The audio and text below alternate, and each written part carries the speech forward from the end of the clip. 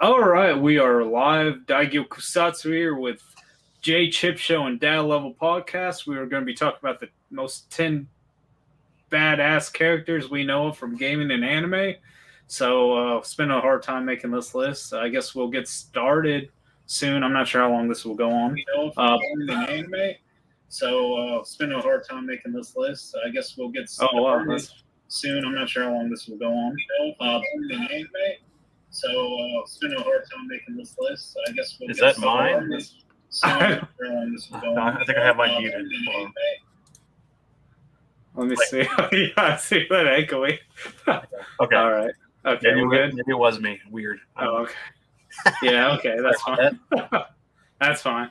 I just know there's like a delay. So, well, Grant, I'm not sure how that. Okay. Well, okay. So, how are you guys doing today? Everything going good? Doing pretty good. All right. So, do you guys have trouble making this list? I know I did. Fine. Narrowing it down to basically, for like I said, I did 5 for video games, 5 for anime, and hoping that I can present these characters in a way that'll sound awesome is another thing. Yeah, I get you. My issue was just picking one character from one franchise. I actually had a struggle between 3 within the same franchise. Oh, yeah. I agree on that. It was pretty hard. So whoever wants to go first can. You want to go first, J-Chip, or do you want to go first, that level? Who wants to go first? It's up to you guys, J-Chip. I guess we'll take a turn. We'll go one, then we'll just alternate. So.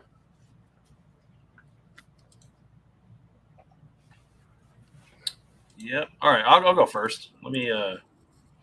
So, and these are in no particular order the way I did these. So, first one for me is going to be Edward Elric from Fullmetal Alchemist. Oh, fancy. Jeez. The trauma that he goes through of losing not only his mother, his father, and his brother, and having to sacrifice parts of his arm and his leg to bring his brother back and, cast his soul into that suit of armor are pretty amazing for like a 8-year-old or 8 or 10-year-old kid. And then everything he goes through was struggling through the military, and then becoming a state alchemist and doing all the stuff to try to look for the Philosopher's Stone. He goes through a big traumatic adventure, regardless if it's from the manga side or the 2 OVA. I mean, the 2 original series. I mean, the original series and the new one, Brotherhood. But yeah, Edward Elric is my first. I mean, he's awesome character. Right on. I think that's a good character to start off with. You want to go next, J-Chip? Yeah, my number 10 is probably going to be it's going to be Scar from Former Alchemist. Just the fact that they made this character so menacing and evil, but then as a series goes on, you start to learn more about him and why he does the thing he does, and he becomes one of the most sympathetic characters you can possibly think of. In the beginning, he does horrible things. I mean, everyone knows about Nina and what happens to her, and what he does to her was very sickening, and I wasn't a fan of it. I kind of prefer his development in the original over Brotherhood. I just felt there was a bit more going on to him with the original and the Ishbalans compared to Brotherhood, but I mean, Brotherhood does a fantastic job with him. And his ability to basically grab your head and crush you, I thought was just pretty cool. And overall, he's just a really awesome character. Yo, Hector, how you doing today? Hope you're having a good one. What's up, Hector? All right. Hey, Hector. Yeah, that's a good one as well. Okay, I'll go with mine next. At number 10, we have Chico Maladara. And now she's from I had to put her on. She's from Michio and Hatchin. I'm not sure if you guys ever seen that anime, but she's quite the heroine. A very eccentric character. I'm not sure if you guys seen that one, have you? No. Yeah, I would say it's worth a watch. It's just a very interesting show, and I think very intense character and yeah, all that stuff. So that would be my number 10. I would have to put her up there. Plus, very attractive waifu material. I'm not sure if I could handle her though. So, all right. Oh, hey VGDS, how you doing tonight, man? Hope you're having a good night. All right, so for my number, I guess I'll go. This will be my number 9 or number 2 for the anime characters for me. All right. My second is going to be Major Matako Kusanagi from Ghost in the Shell. Oh, okay. Every iteration of her, even in the manga, is fantastic. Very strong woman character. Doesn't put up with crap. Has very great supportive characters for her. The Section 9, even the chief is great. But like just her character growth between the original anime was fantastic, and her exploring the idea of losing touch with reality as far as she had a brain, or cyber brain. She was originally human, but because she's so detached with her having a cybernetic body and being connected to the neck, she definitely trying to think of the words, that transhumanism, the whole thing of like her trying to find her place in the world, especially considering the net has become so oversaturated with everything, every entity, person, reality, or whatever. But she's just a great character. Everything she goes through, even if you just watch the first 2 movies, she investigating the oh, come on, man, my brain's not here right now. The puppet master and everything, and and getting her basically her head blown off and becoming one with the puppet master and traversing the net. In the second movie, you got Bato and Togasa going investigating some murders with these geisha dolls, and they end up having a connection with Matoko again. But the original manga is fantastic, and I love what they did with Ghost in the Shell standalone complex and its second gig. But yeah, Matoko's my number 2. Okay, that's a very good choice. Yeah. All right. Oh, are you going next, J-Chip, or shall I?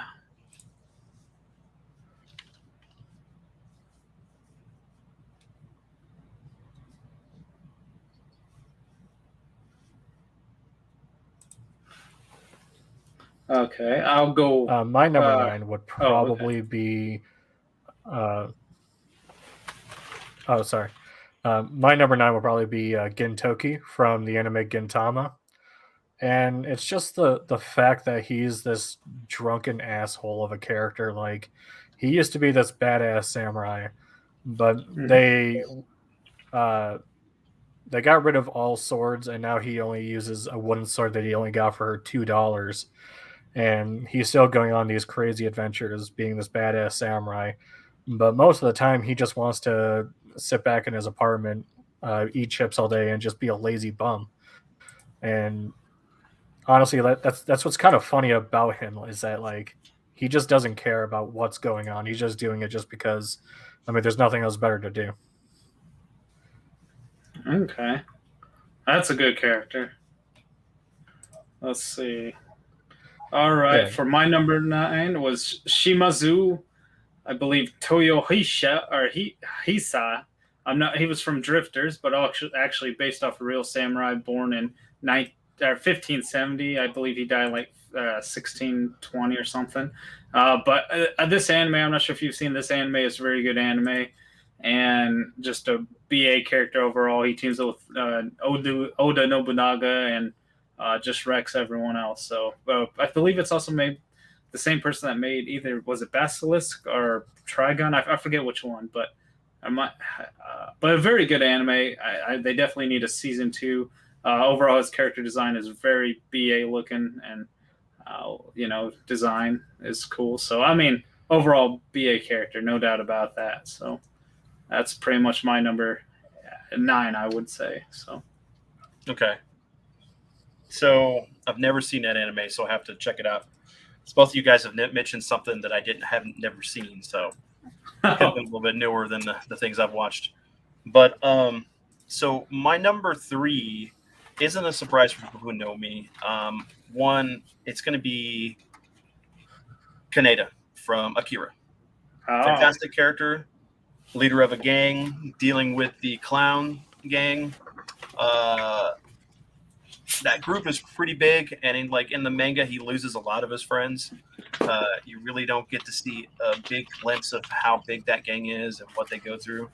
Mhm. But growing up in Neo Tokyo, after basically a experiment goes awry, Japan rebuilds Tokyo into Neo Tokyo. They sit there, and corporations have a lot more power, and versus actually the military has more power technically than the politicians. But it's a fantastic story. The fact that the main character is human through this whole thing, dealing with his best friend who becomes this psychic behemoth and can't control his powers, and just how Kaneda goes through the whole story of both the manga and the movie and stand toe to toe with his best friend when he's just kind of like a flea to him.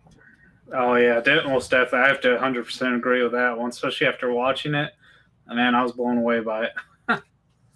Yeah, I'm glad you. Well, I'm glad you guys definitely got me to watch it because I've had it since like 2017 and finally got to sit down to watch it. So Yeah. Okay, J Chip, what about you?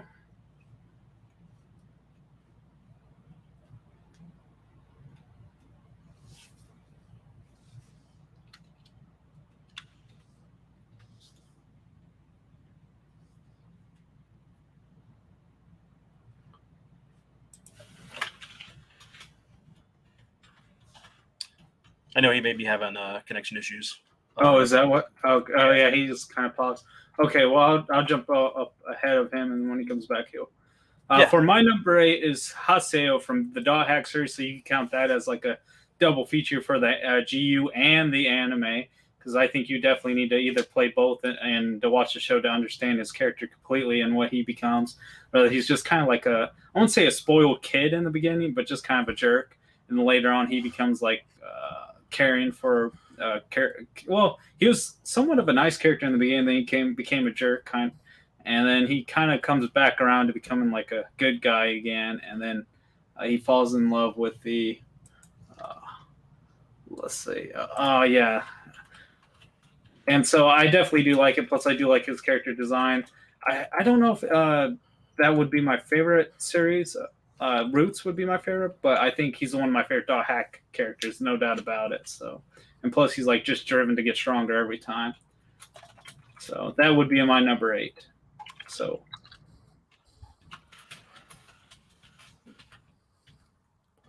All right, Jacob, you want to go and do your?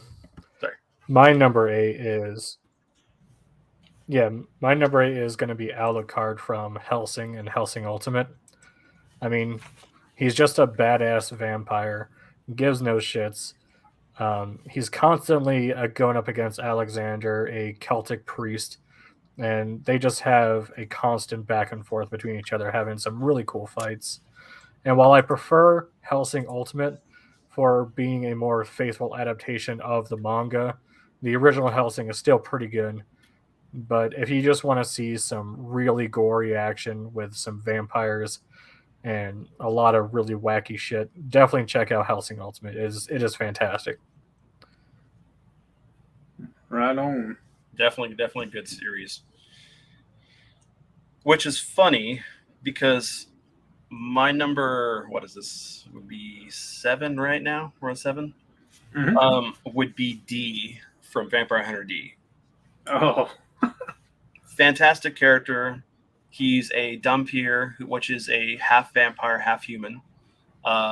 He's actually descendant from Dracula, so there's very close analogs between him and Alucard from Symphony of the Night, Castlevania series.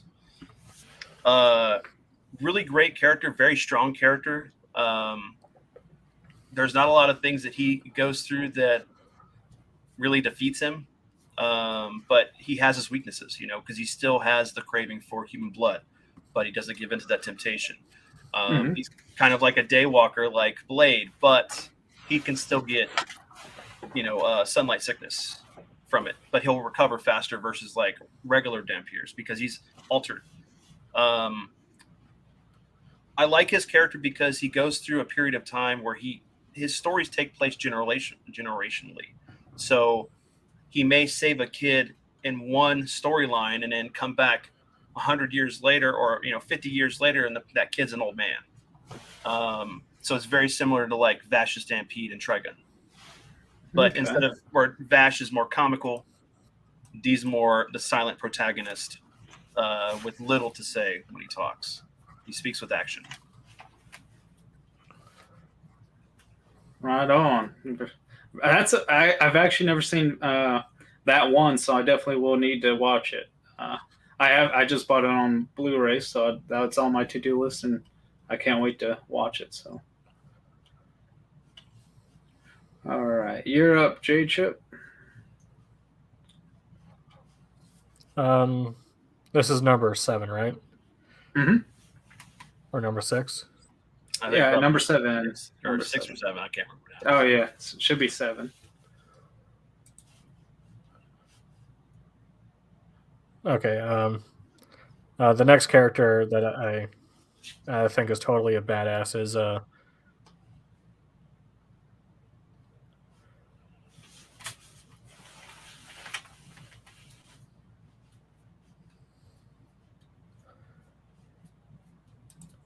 another character that I think is totally badass is Hiei from Yu Yu Hakusho. His ability, the Dragon of the Darkness Fist, is just so cool. His fight against Bui in the Dark Tournament arc was fantastic, and he's kind of like the Vegeta of that storyline, where he kind of thinks he's better than everybody else. He started out as a villain, and over time he starts to redeem himself. But more often than not, he still has his pride, and that's kind of what makes him a cool character, in my opinion. And overall, I just think he looks the coolest. Right on. All right. Okay, for my number 7, I would have to go Brandon Heat or Beyond the Grave from Gungrave. I'm not sure if you guys ever seen that one, but that anime is just a trip on its own because you think it just becomes a crime drama, and then all of a sudden it goes kind of like a sci-fi-esque type of anime.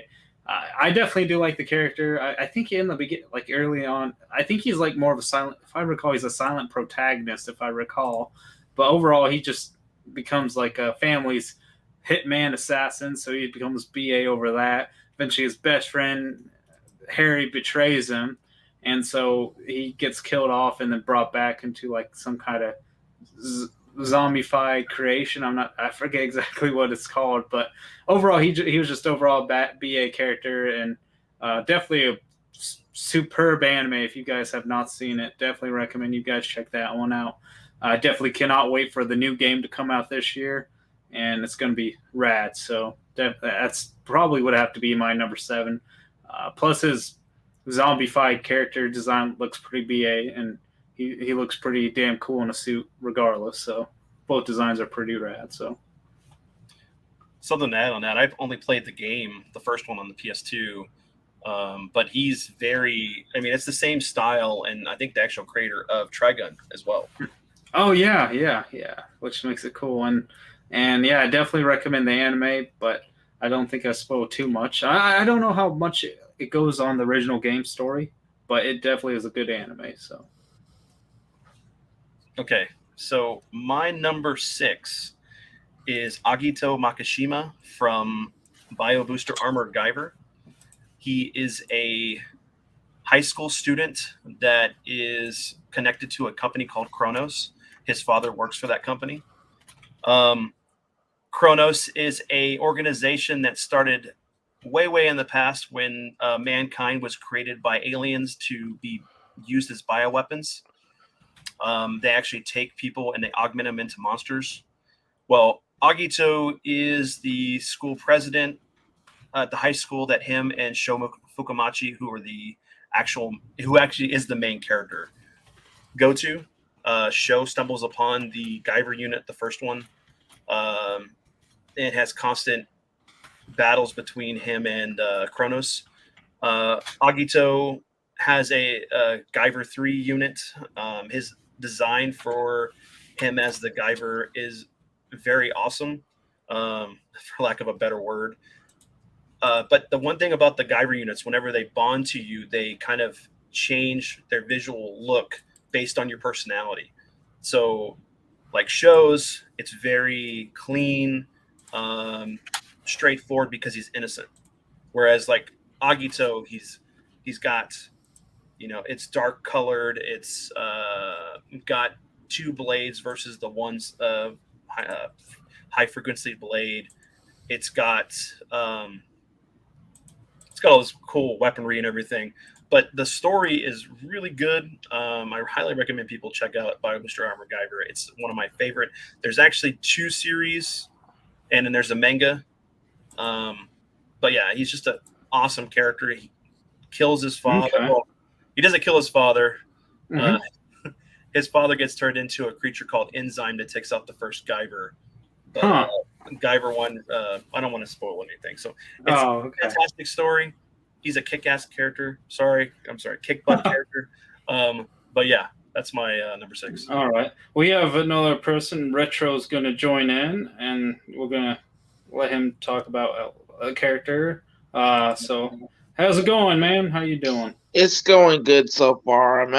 My mom's taking me to the mall on Tuesday. We're going to go shopping, and I'm going to buy myself a Nintendo GameCube because I've earned one. Oh, right on. Okay. What games do you guys recommend for the system? Wait, what system was it? Nintendo GameCube. There's quite a bit.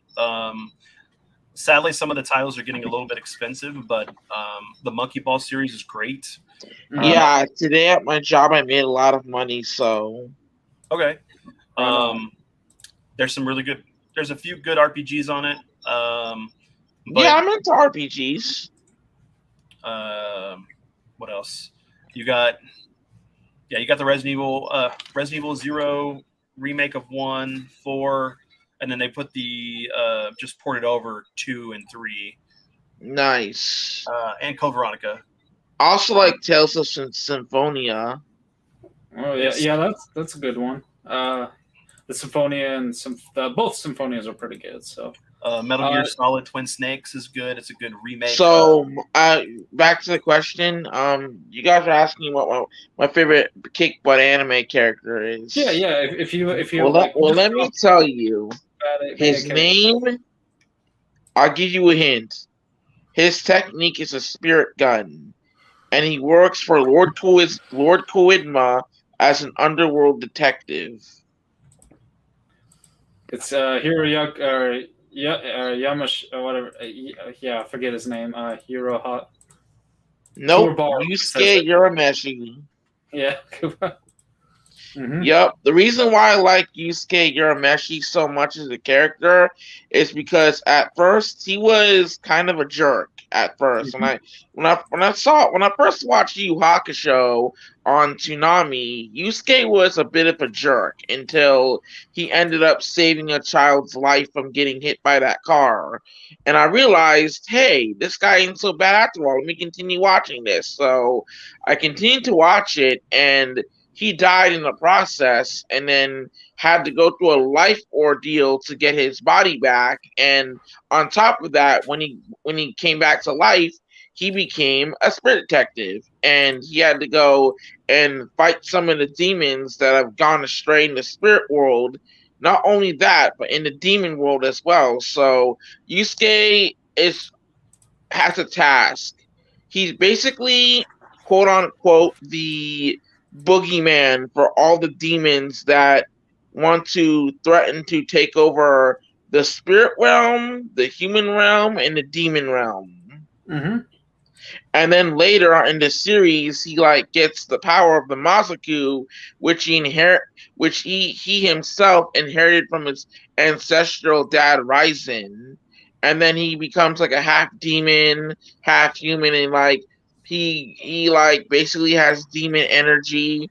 He can also mix it with his spirit energy from what I've heard. And Yusuke's and on top of that, Yusuke's also a good martial artist. Like he started out a street brawler, but then he learned from Genkai and became a very good fighter on his own. Like throughout most of the show, like the Dark Tournament saga, Yusuke learned how to hold his own against Tagoro, and the other demons. He even fought the demon hunter Rando, which is really cool. Yeah, that's rad. Yeah, Yeah, and he also fought him up against the leader of the four Saint Beasts, which was Susaku. Mm-hmm. Yeah, he did, and he actually the only reason he won that battle was because he let his emotions out. That was it. But other than that, Yusuke Urameshi's a very good fighter. Oh yeah, no doubt. So. And also, he grew up brawling on the streets. Yeah, it's been a while since I've watched it. Yeah, I've actually watched it. You know how many times I watched the anime? I watched it like maybe probably 5 or 6 times, and I watched all 112 episodes. I actually finished the anime, and it's really, really good. I recommend you watch it. It's really good.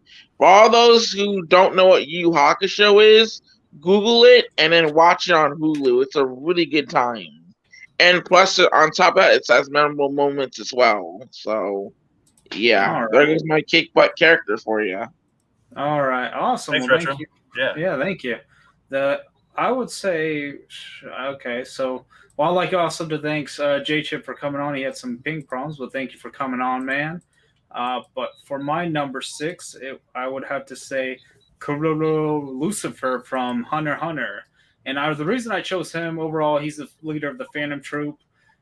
He's also just a BA. Are you talking about the kid with the white hair? No, that's Killua. Kurorodo Lucifer, he's the leader of the Phantom Troop, and he also took on both the Zolok dad and the grandfather assassins in a awesome battle. And it's just a freaking cool character. I know we didn't get to see much of him, but I know he's just OP for one. And I know in the Dark, the Dark Universe arc that we will eventually maybe get, we will definitely see more of him. So definitely cannot wait to see more of him. And I would say he's probably on the level of, I mean, they might make him stronger, but I'd say he's probably on the Ant King level. But we'll see. I like the character, and I just like the unknown abilities. I know he's super strong, but that's what's cool about him. So that would be my number 6. Mm-hmm. I gotta get going because tomorrow we're gonna be hanging out with Mom because it's almost her birthday. So all right, man. Well, thank you. I gotta get going.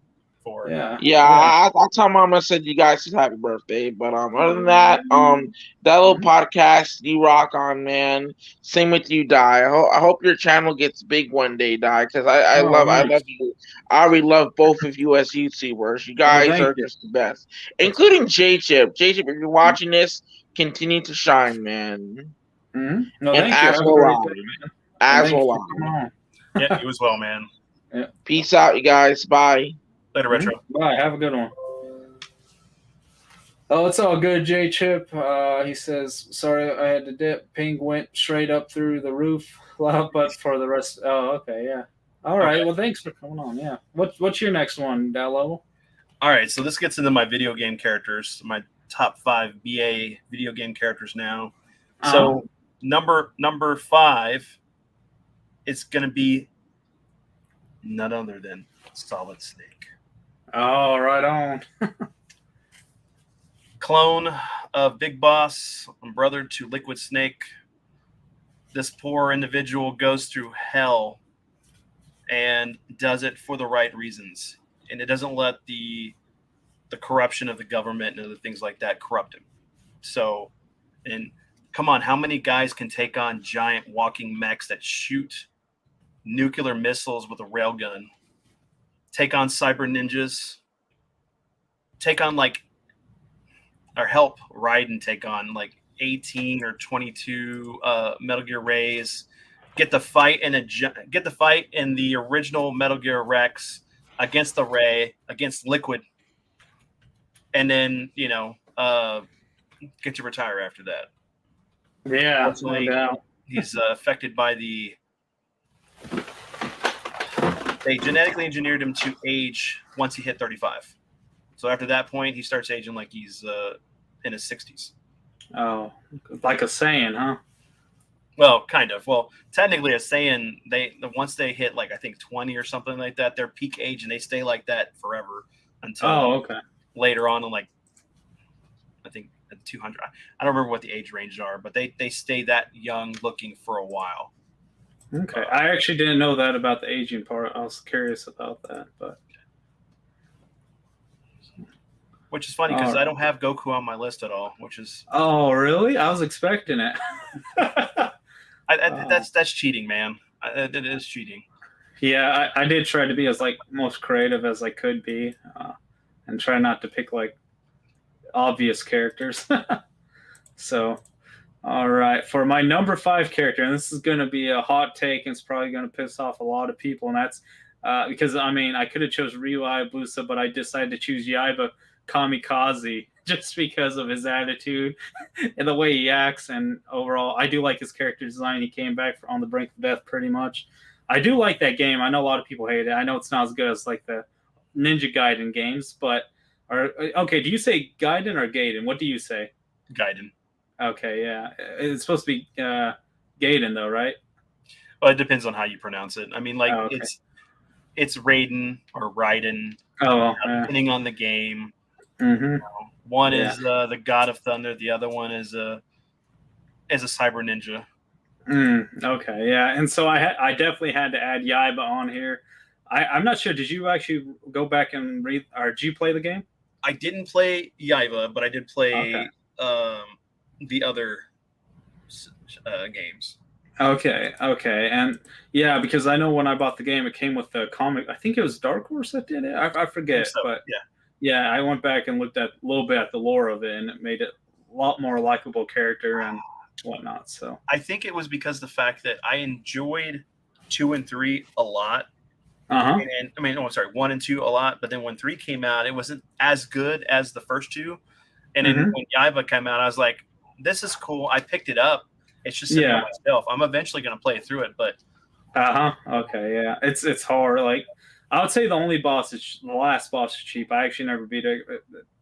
It kind of made me mad. I spent 5 hours trying to beat it. I had my buddy try to beat it. I just couldn't do it. It's just cheap. But I did get to the end of the final boss, and it was a fun game, but it felt more clunky than the original Ninja Gaiden games, and it's not as good, but I do like the character overall. They could have done so much more with him, I believe. So, yeah. I know that probably will make a lot of people mad, but... No, it's okay. It's all generational. Even I, as much as I love Ninja Gaiden, and I of course I did pick up the vinyl set, I prefer Shinobi over it. Oh, okay. Mm-hmm. So...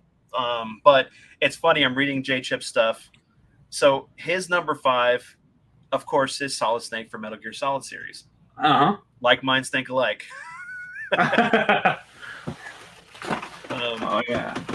Yeah, Guts from Berserk. Number 5 was Solid Snake. Yeah. 4 was Dante from DMC. Let me guess. Would you choose Virgil, or who would you choose? Okay. Well, what's funny is, so my number 4 is Dante. Oh, okay. And so I'll go into this much. All right. So keep in mind, my son is named Edward Dante.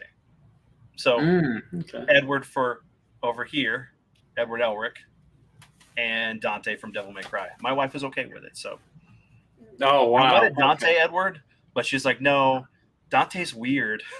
Okay. But no, Dante is such a great character. Mhm.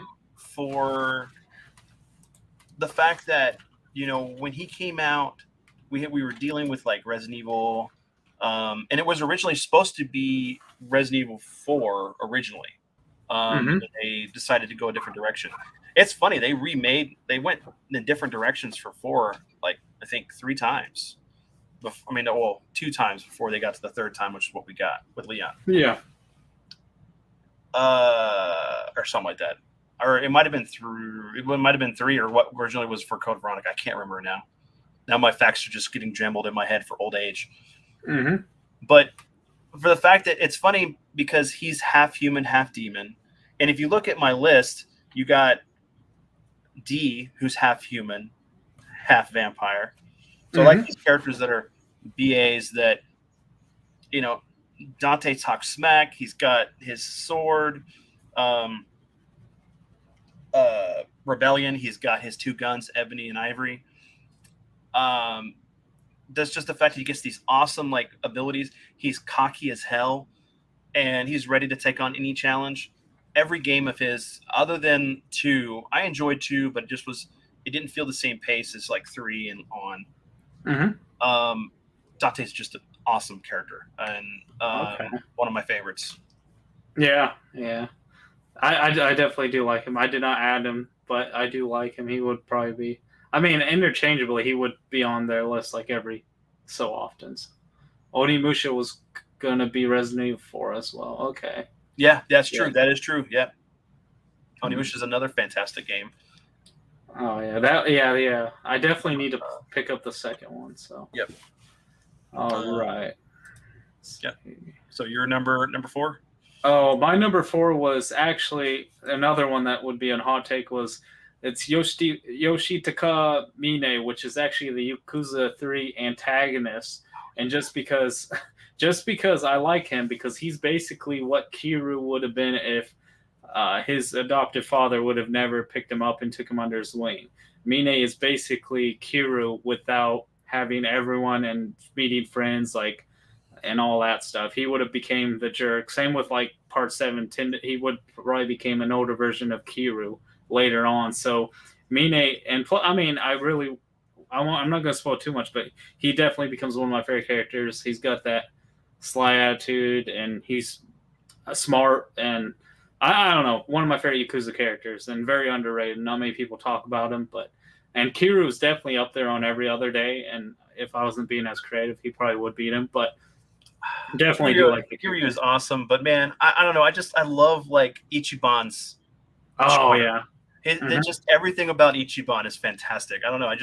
Oh yeah. He just we needed that character that, you know, Kiryu was always, you know, very to the point. You know, he'd have his funny sides, but he was very serious, very kind-hearted. And it's like Ichiban, it's like he's just a genuine article, man. Even when he's in the Yakuza at the time, he's still a good guy, and he tries to like do the right thing for people, even if that means that he doesn't make the money to give back to, you know, his plan and stuff. That's what I say. Like if Kiryu did not have Kazuma as like a father figure, Kiryu would have been probably the most heartless character in the series without him and other people that he met along the way. He would have been like, so I mean, I understand that. Like he isn't my favorite Yakuza character. I know a lot of people like Majima way better than Kiryu and a few others. But yeah, definitely. J-Chip, what do you think of the reboot, Dad? J-Chip asked. And I was trying to figure out which reboot for the one that's going to be coming out for 4, or you're talking about the Onimusha remake or HD remake or something. Well, the HD remake was pretty good. It's just basically Onimusha. I love that series. I really wish Capcom would stop remaking Street Fighter and, you know, go back to 2D, and then, you know, make Breath of Fire and an actual good Breath of Fire, and a new Onimusha series. But yeah. Yeah. Let's see. Oh, okay. Hector chimes in. I had to think about all these, but my top 5 video game characters are number 1 Mario, number 2 Sonic, 3 Snake, 4 Samus, and 5 Master Chief. That's a pretty good list right there. I mean, honestly, if you Very think good about list. Mario beats up dinosaurs, he beats up almost everyone. It's Little Mac, everyone else. So, and Sonic, yeah. And these lists are very subjective. So Oh yeah. and so it's funny.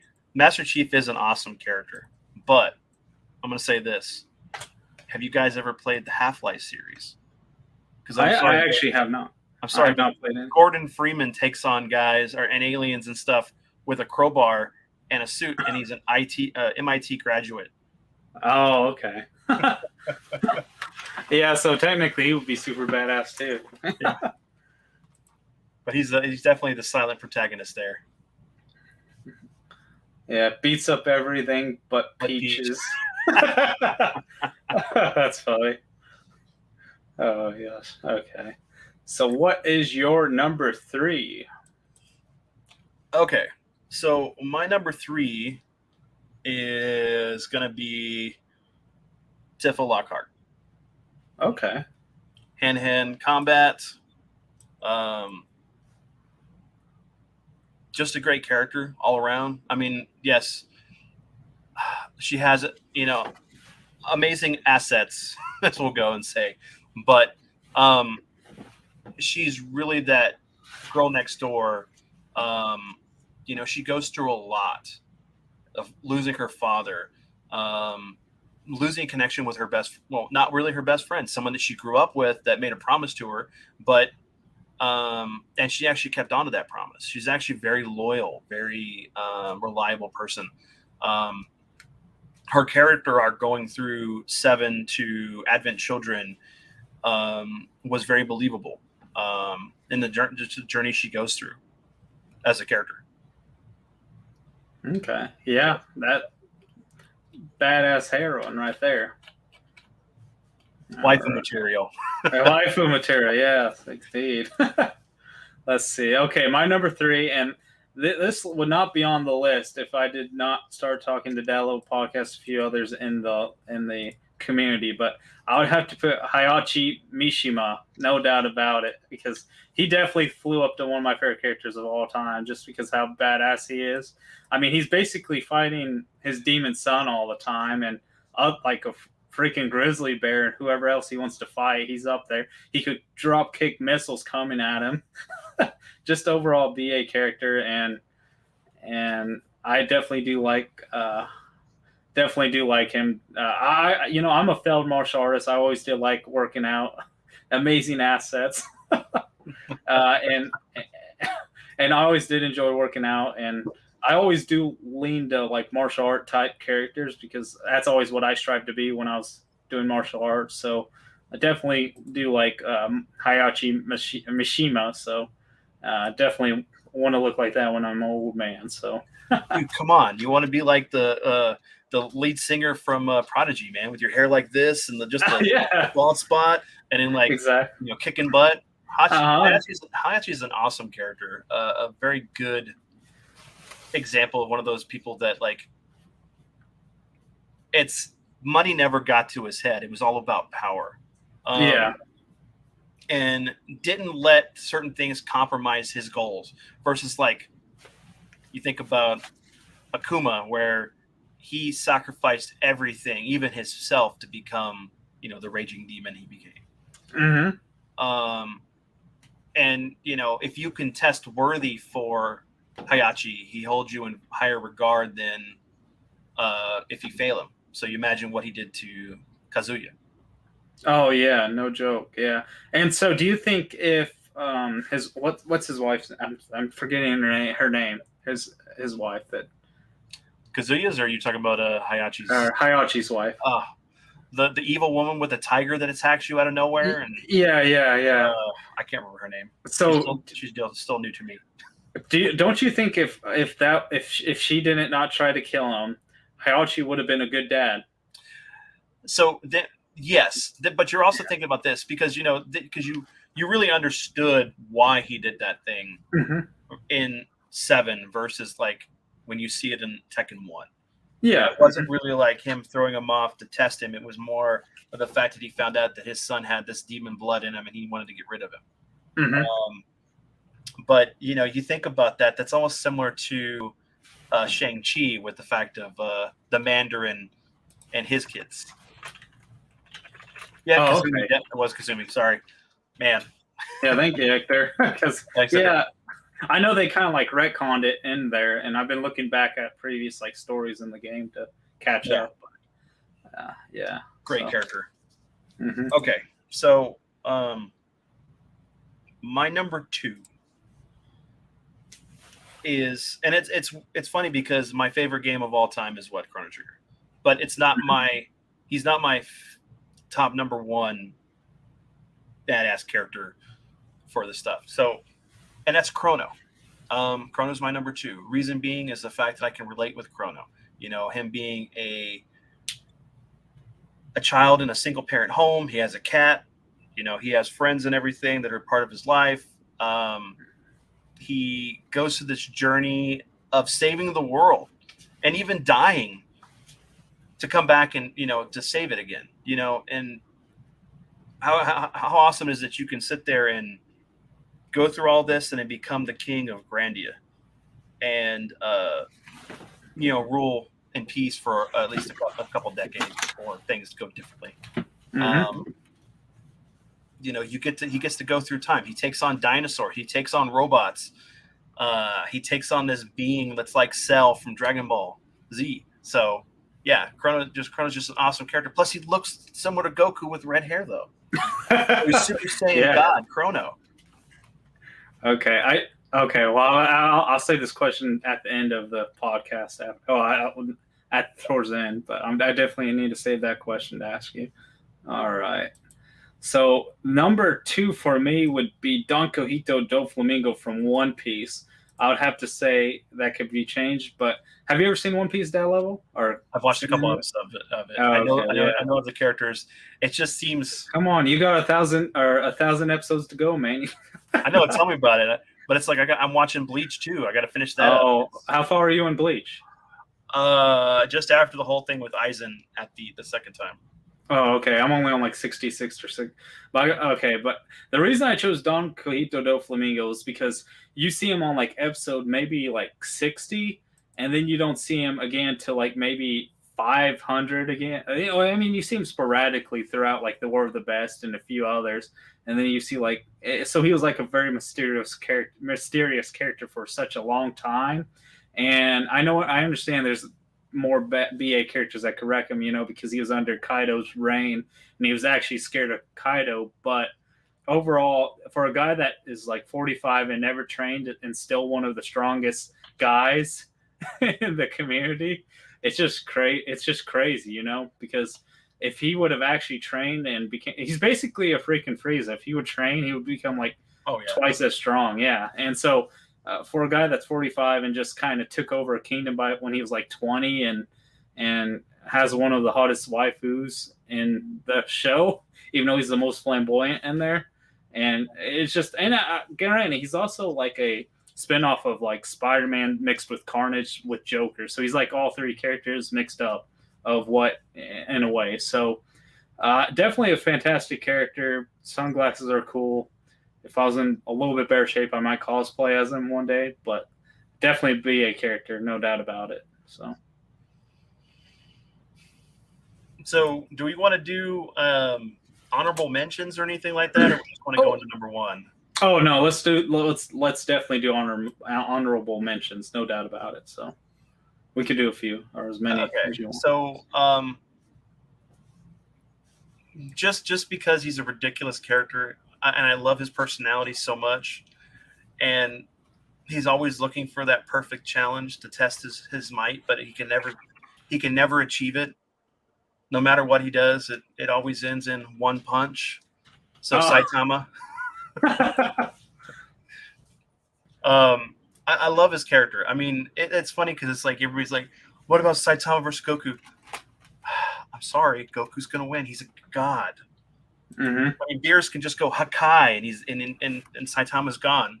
But Saitama's just a great character. In his world, he's fantastic. I mean, he just trained every day doing, what is it, 1,000 push-ups, 1,000 sit-ups, no, 100 push-ups, 100 sit-ups, 100 squats, and 1,000 kilometers a day running. Mm-hmm. And then he's like, yeah, I just kept on doing it and doing it. It's like I heard bones cracking, and I just kept doing it the next day. Really? You just like literally still train while your bones were broken? How somehow he becomes the greatest, most powerful superhero that just punches one person, Mm-hmm. one punch, and they all die. They explode.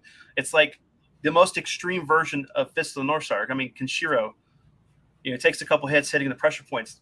Saitama just punches them once, and they go, and they just splatter. Yeah, I would have to agree on that one. All right.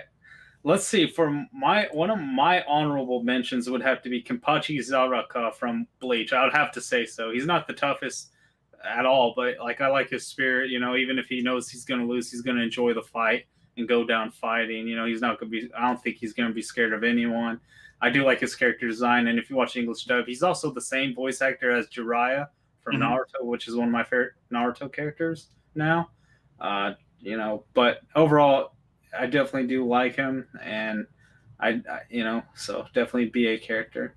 Let's see. My honorable mentions are Cloud from Jchip says, are Cloud, Barrett, Josuke from and Ryoko from Tenchi Mule. Miyu, yeah. Okay, great honorable list right there.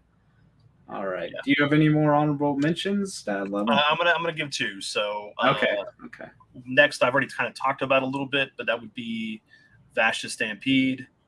Mm-hmm. The fact that he's a mutant or some kind of either it doesn't really explain it if he's alien or he's a genetically engineered creature that was used to generate the energy for the ships that transported them to the planet they went to. But Vash, he goes through hell, and even though he can regenerate himself, he keeps the scars on his body because they're reminders of his faults for when he fails to save people. Even when he's at his best, he'll try his best not to kill someone. Mm-hmm. And to me, that's very. If you put himself in harm and is able to stop a potential opponent, and will put himself in harm's way to death, that is a badass character to me. Voiced by Johnny Young Bosch, which is the first thing I remember him from. Even though I watched a little bit of Power Rangers, I wasn't a big fan of it like my sister was, because I watched Super Sentai. I felt it had better stories. The Power Rangers died, and that's a series versus like we're just going to have them have new powers, and I'm sorry, I don't mean to trash talk Power Rangers. It's a great show. As a kid, I just couldn't get into it. I had Voltron. It's like the Voltron team could take on the Power Rangers. They're at least trained. Not these high schoolers that get powers and they can do martial arts for some weird reason. I don't understand. Yeah, No training whatsoever. I would have to agree with that. Like, I really did love the Mighty Morphin, era of Power Rangers. But after that, I kind of found out about, like what you said, a few other things. What's the other one? Beetle Battleborgs, right? Boards, yeah. Yeah, and a few others, but yeah, Voltron is good. Hey, how's it going, man? What's up, Owaz? Owaz, how you doing tonight? Yeah, okay. So, for my other honorable mention is Bayonetta from the Bayonetta games. She's one of the big, most femme fatale and waifus that you could find, and I don't know. Have you played the Bayonetta games? That level? Yes, I've played the first and second one. Okay. Yeah, okay. Yeah. Because 3 hasn't come out, I don't think, right? No, yeah. So we're caught up, and this is very hot topic. Which one would win, him or her, or let's see, what was it? Or Dante from Devil May Cry? Which one would win? Well, one fights angels, the other one fights demons. So, or would they just get together and have? I think they would fight, and they'd get all hot and bothered, and they would go off into the trailer somewhere, and kick Nero and what's her name out. And then have a stronger kid. Yeah, tell me about it. Half angel, half demon. Well, technically, that's what Dante was in. Was it the DMC remake? Which I think that might be what J-Chip was talking about. Now that I think about it, I actually liked that game. When he had short hair. Yeah, he had short hair. It was all black. They kind of made him a little more grungy, emo look. Mm-hmm. But when you finish that game, man, he ends up with the white hair anyway. It's fantastic. I actually enjoyed it a lot. I thought the portrayals of Dante were really good. Yeah, that's good. Yeah, let's see. And we're doing great, Oaz. Man, yeah, I hope you got all your trouble work done, so you don't have to deal with it going in the week or what day is it? Yeah, going in the weekend. So let's see. Happy Easter, everyone. Oh yeah, happy Easter. Forgot to. I guess I should have mentioned that at the beginning, but let's see. Okay, so who is your number one? Or before we go to number one, you might be able to answer this. So if you did have Goku on the list, who would you take out to put him on the list? If I had Goku on the list, which version of Goku can I have? Like the permanent one right now with Super? Whichever one you want. Yeah, whichever one you want. So, if I could take, man, that's hard. I might take out Tiffa because, yeah, I'm sorry. Goku's amazing. He's not my favorite Dragon Ball Z character, by the way, but Goku is amazing. Especially now with what's going on in Super and everything. Okay. Right on. Yeah. Okay. Now for the final one, who is your number one most badass character out there? So he's a reluctant hero that had big dreams and things never came to fruition for what he was trying for until later on. And it cost him his mental faculties and his personality. Mm-hmm. And that's Cloud Strife. Oh, okay. Good. Another character that I can relate with because, living in a single parent home, having blonde hair, wanting to be something I could never be,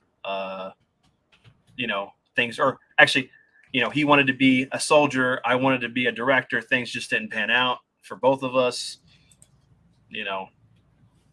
Idolizing people that, we can never be like. Mm-hmm. But anyway, Cloud's a great character. He goes through all this stuff not even knowing who he is, really, until, he is dumped into the live stream. But he just, like, the things he's able to accomplish for someone who's not really trained to be a soldier, and is able to pull a team together and be this leader with the problems he's dealing with and not succumb to Sephiroth's influences because of the Genova cells in him. Yeah, no doubt. Yeah. And his fight taking on, Bahamut Sin and Advent Children, that was an amazing fight. Yeah, and I have to agree that he's the most badass, like I'd say 3D Final Fantasy character. I mean, who compares like Noctis and I'm being sarcastic with that, but Tidus. If I'm gonna compare a character it's pretty awesome, like Cloud, but different on a different level, that would be Sabin from 6. I mean, come on. How many characters can suplex a train? And I was going to bring that up if I'm going to talk about Sabin. So, someone who went and followed his dreams, even losing his rightful place in the throne to be king of Figaro, and always being there to support his brother. That brotherly friendship and bond. But yeah. Okay. Yeah, I would have to agree with that. So, all right. And for the final character on my list, and I could relate to him as he is the strongest creature on Earth, Eugero Honma. That I could relate to him real good. ultimate martial artist, the master of all martial artists. No, I can't relate to him at all. But overall, he is one of my favorite characters. He doesn't care, and I would say he relates a lot to Hayachi in a way, except for he went to more of a dark path, and he just wants to be the strongest creature on the planet. And I mean, he was in the Vietnam War, just fighting with his bare fist and taking over whatever he wanted to, just looking for a challenge. I mean, he has a son that wants to be the strong, just to have him so he could fight him to be the strongest. And just like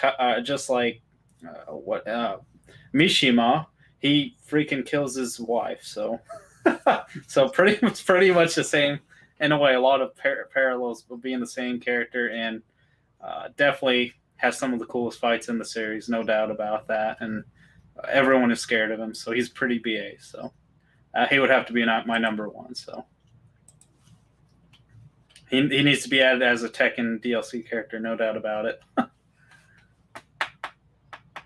Trying to think of who would be needs to be a DC. I've talked about this in length. I want Shao Kahn as a character. With Shao Kahn and all. Mm-hmm. Yeah. I know that for sure.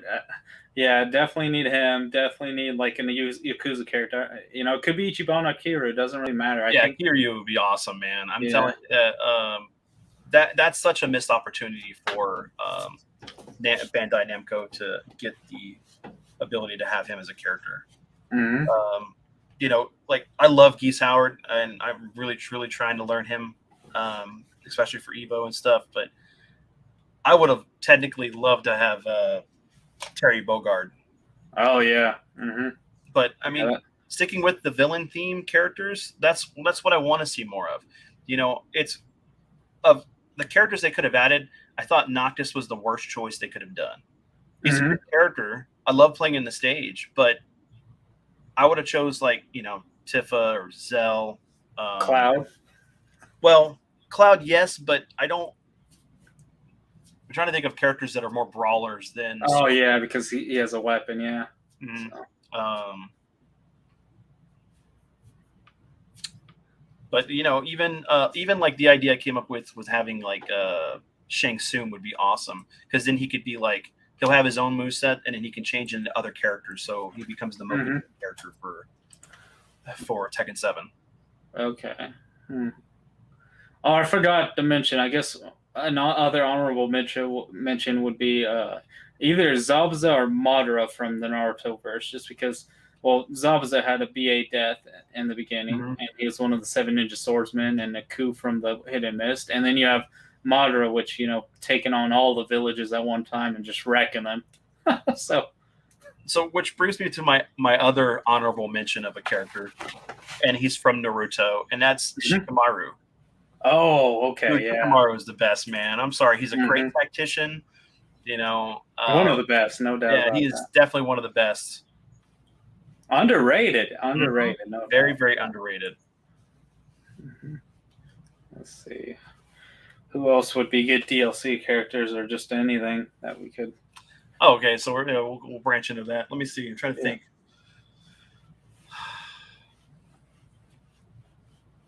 And if you guys can think of any villain characters to be for DLC characters for Tekken, let us know in the chat so we can read it out. Yeah, no doubt. Definitely throw your 2 cents in, guys. Soul Bad Guy could be kind of cool from the Guilty Gear. Mm-hmm. But then again, he's still he still has kicks and stuff. But he's not. Did you play Danganronpa or anything? No, I didn't. Okay, because the girl Sakura, the strongest martial arts girl, she basically could have broke them out, and I don't know, she had too much honor or whatever, but she could have been. She's a big brawler too, and like she was pretty freaking strong, so definitely could throw her in. Definitely. She's like the size of Geese, so just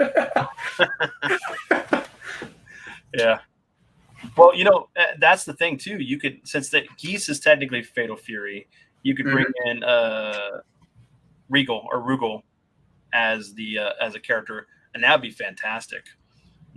Especially considering they just released him, or they're going to be releasing that DLC coming up where it's like God ridiculous Rugal that if you beat him, you get a bunch of extra stuff. Okay. Yeah, that would be good.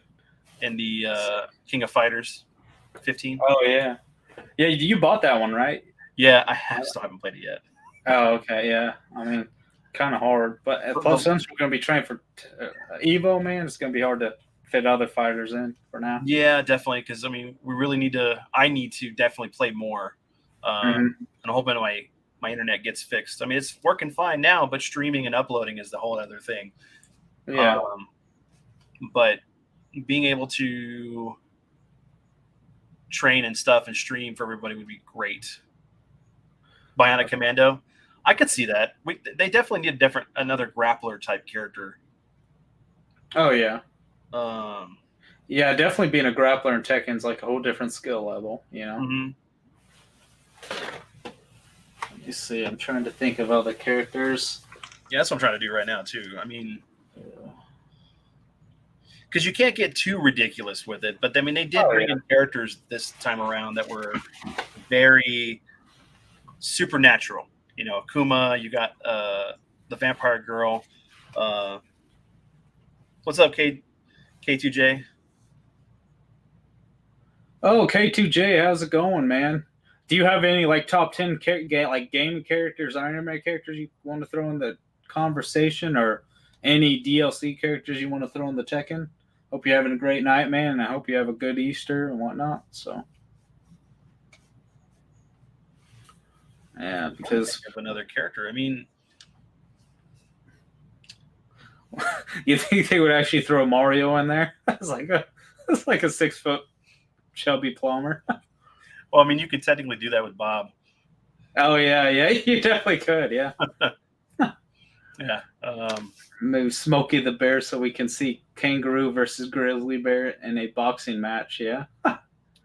You can do like Godzilla. There you go. It's just a foot. Oh, yeah, just a foot. It's the secret boss character. It's a foot. And you got to beat him before the radiation kills you. Yeah. Yeah. Man. Let's see. I mean, it's a pretty hard list because, like I said, it's more of a you can't really. I mean, you could, but you want more people that are like fight, brawlers. Yeah. Or grapplers. Because it's definitely not Smash Brothers. Oh, okay. So what we could do is we could throw one of the Streets of Rage characters in there. So like Blaze or someone or Adam or whoever, you know. Oh, you know what? Just because you said Streets of Rage, I'm thinking of Final Fight. Oh, okay, yeah. Yeah. Mike Haggard. Yeah, dude. Mike in there, dude. And then have it look like the what's his name? Don Fry. Oh yeah, Don Fry was yeah. I'm pretty sure Don Fry would like that. Yeah, you got this big character that's a grappler and a boxer, full out MMA fighter. Yeah, and I think I think he's still quite popular in Japan. Don Fry, I think he's up there, like in the MMA community. Okay, I officially came out of retirement today on Street Fighter V today. Okay, yeah. Oh, it's all good, KTJ. Yeah. Well, that's good. So, how did you play online?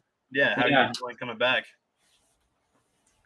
Did you enjoy it, or was it a letdown? What was your take on it? Let's see.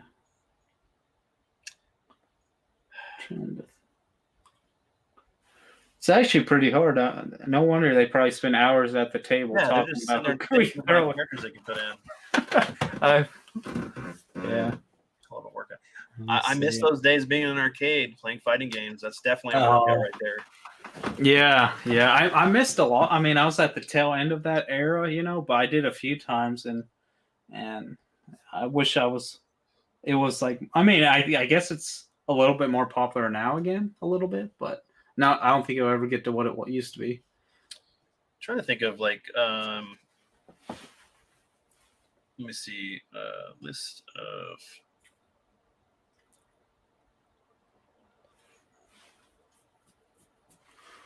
Let me see. I'm trying to think.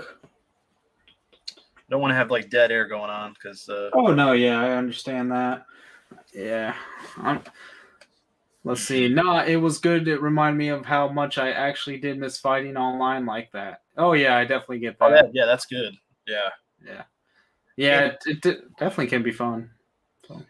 I don't know. 5 put a bad taste in my mouth because the game wasn't finished when it released. It was rushed out so that we could be at Evo that year, and most of the features didn't come out till later. Oh yeah. Mm-hmm. Kratos could be a good character. Yeah, but he mainly uses a weapon, doesn't he? Yeah, but I could see you doing some kind of hand-to-hand with him. Oh, okay. Yeah, definitely. Let's see. I know Goku would be like two on the top. You gotta get like Yamcha, Krillin, something like that. But that would be too jarring for having a character having that realistic look. Mm-hmm. Yeah, no doubt about that. And I know a lot of Guilty Gear characters use weapons, I believe, if I'm not mistaken. Honestly, a great character would be Dante. Dante. Oh yeah, from DMC. Because you don't have to have him have the some of his moves can be the different gadgets and weapons he gets. So mainly may fight with the was it the one from 4? It's like the flaming something, I can't remember. But like where he does all the martial arts and everything, and when he's doing it, it's putting all this flame attacks in. Oh, okay. But then you could bust in with his rebellion or the sword. I mean, his guns. So that would actually be kind of cool. I think he would actually bring another dynamic style to the game. Okay. Yeah. Do you guys have any thinks of or anybody with one in there? K2J, Hector, anyone? Waz, if you're still there. Because it looks like J-Chip might be coming back. Okay. Yo. What's up, man? Hey. Welcome back. Everything's going well on my end. All right. Yeah. So, can you think of any fighters or anything you would like to see on, like, if you haven't played Tekken 7, who you would pick up the game for if they threw them in? Well, my only Tekken experience is Tekken 3 because that's the only fighting game I'm really good at. But I think Tekken could pull a Mortal Kombat and bring in a Freddy Krueger. Yeah. Oh, yeah. Mm-hmm. That's definitely.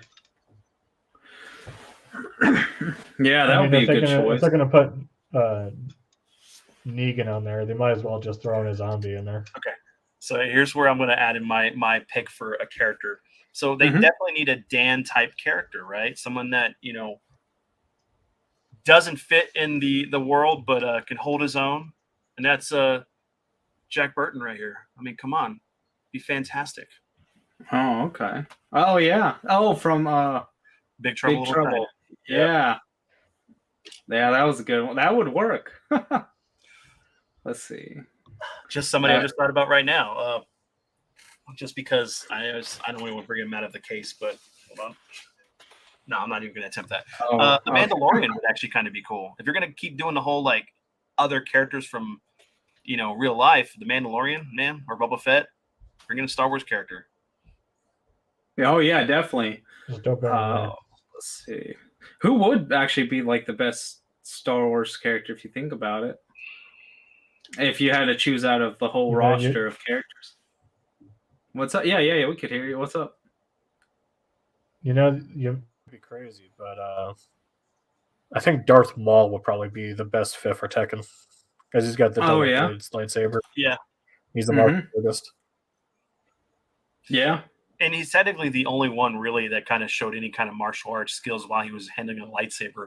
So instead of like just force pushes and pulls and everything with I can see that. I can totally see doing the butterfly kicks and the flips, and Ray Park did an excellent job, and he's going to play it again in the Obi-Wan series, right?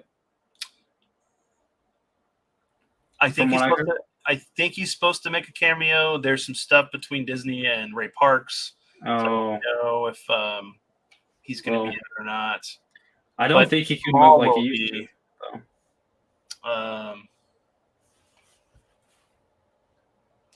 What else? I can think of other characters. Mm-hmm.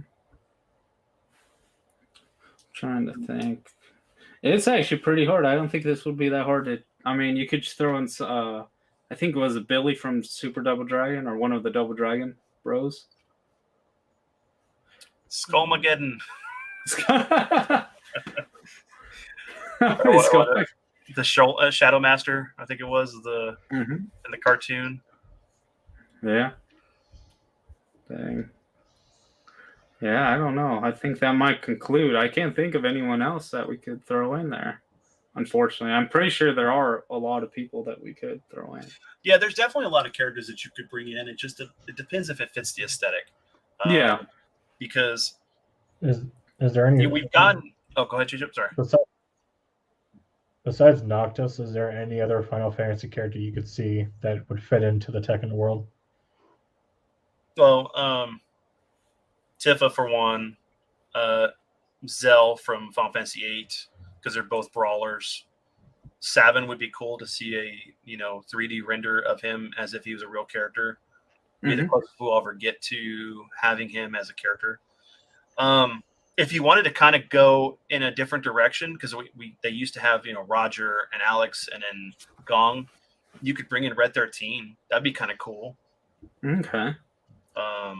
But yeah, you're getting away from what the aesthetic that they've been doing with the last couple of games, where it's a little bit more on the realistic side, even though there's sci-fi robots and other things and vampires. But as far as the characters that you're playing, they're not smaller than normal. Yeah, Yuffie from FF7 would be a great pick too. Yep, because she would have her whatever martial arts style she has, plus her shuriken, maybe kunais or something. Yeah, no doubt that would definitely work. I could see Sid. Oh yeah, I think that would work. Waka. Oh yeah, Waka. Yeah, that's true. I mean, just throw the ball at you. I think that would be. Well, actually, that's the thing too. You got Riku. Riku would be great. Huh? Yeah. Oh yeah. Yeah. Oh yeah. Definitely. Yeah. And you get Tara Strong to come back and do the voice for her. Oh yeah, I think she would. Yeah, definitely, she would do excellent. But I mean, then you could get into other characters. You can get in like what, Nightwing. Do you want to? That? But I mean, Warner Brothers trying to pull that away from the, Injustice. Midway. Well, not Midway. It's Injustice. But I was thinking of NetherRealm Warner Studios. Oh, NetherRealm. Oh, they're really trying to pull that away. No. I'm just them trying to like lease that character out, because it's like they're very tight niched on their stuff, or tight knit is the correct term. Yeah, I think that'd be good. She'll battle Kunimitsu Keiju Teisa, since they're both ninjas. Yeah, I can see that. Yeah. You could bring in Ryu Hayabusa. Oh yeah, Ryu would be good, and that would definitely be cool. I think Gon from Hunter x Hunter would be good, since he's a brawler, so that would definitely work. I've got two other characters in mind. Okay. One of them is Neo from The Matrix. I think he would kind of fit in. Yeah, that would. I can see that. And Blade from the Blade movies. Bring a Wesley Snipes to play that character again. Oh man, that'd be so cool. Definitely good options. What did he play in Demolition Man? What was his character? He could.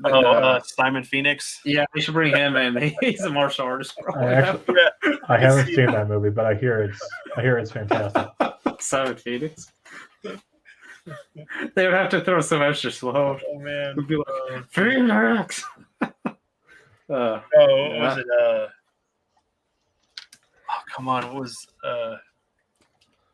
Yeah, you could bring Stallone in and he'd do John Spartan and stuff, and then every time he cusses while he fights, they go, "You've been fine this," or one of his moves is he'll sit down and start knitting as a distraction.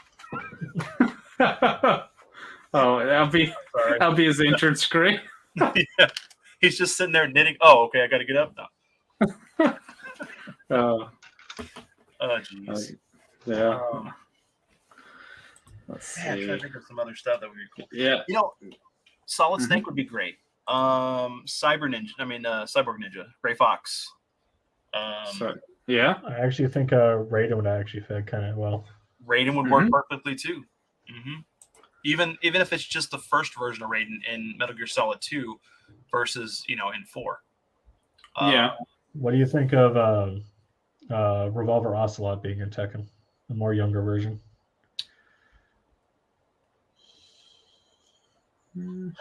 I could see it as a skin. It'd be hard to do because he doesn't really show a whole lot of martial arts skills. He does a lot of gun kata, but Yeah. and I could see that. Maybe you could translate that into some kind of martial arts style for the game. Okay. Because they already have kind of gag projectile stuff that you have. It has the rocket launcher that she shoots. Yeah. But Matoko would be great for Ghost of the Shell. Oh yeah, that would work. Spike Spiegel, I think, would work. He's a martial artist.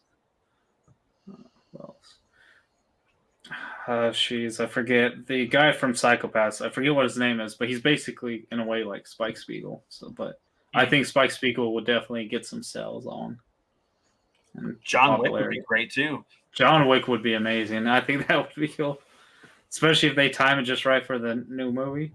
His rage art is like him pulling out a bunch of just like different guns, shoot him in the head. Yeah. Oh man.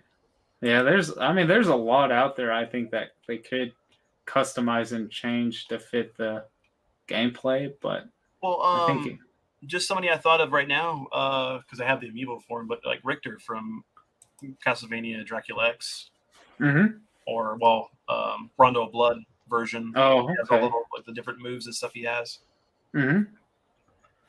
Yeah. Okay, I forgot. Of course, Bayonetta would definitely fit in there, I believe. But who else? Snake Eyes and Storm Shadow would work great too. Got to represent G.I. Joe here.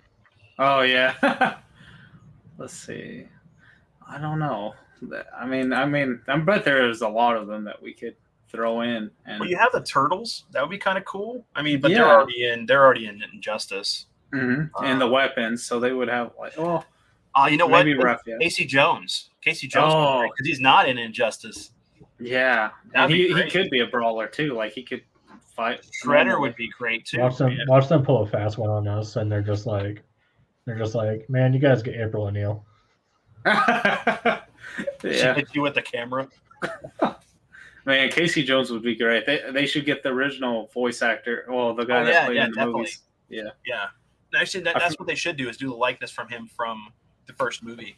That would be cool. I know he's much older now, but I'm pretty sure he really did enjoy playing Casey Jones, from what I recall. So, and let me see. I forget what other movies he played in. What's the one with? He played in quite a bit, but he was in a lot of stuff. But he did a lot of TV stuff later on. Yeah, I know that new seafood game came out. And Rocksteady as well. Yeah. Yeah, you could. You can have Dom from Gears of War. He pulls out the chainsaw. Let's see. I'm trying to see. What's up? His rage art is the chainsaw. Oh yeah. That'd be cool. I know they could throw in a random Naruto character because a lot of them do know like taijutsu, but they would have to choose one that draws in a lot of cells and stuff. Couldn't be the cool characters. Let's see. They could throw in like just one of the old 80s wrestlers for like a grappler. You could do like Jean-Claude Van Damme and have him as like Frank Dukes. Oh, that would be actually cool. Yeah. Yeah. Who else would there be? Let's see. I'm sitting here looking at Big Bad Toy Store to look for inspiration at the moment. Oh. It's like I can shop at the same time. Yeah. That's true. Let's see. If they could get the rights to Red Hood, that'd be another good one. Oh yeah, that would be really cool too. Um, J-Chip blacked out, I think. yeah. But I think I forget what his name from Persona 3, the one that wore red. Or I mean, yeah, I forget what his name is. Akihiko, or he might have been from the fourth one. But he would be cool to throw in. Well, consider they have the king costume where you can like make him look like he's full tiger or whatever, or full, anthropomorphic, whatever. Oh yeah, human. You could do like Lino.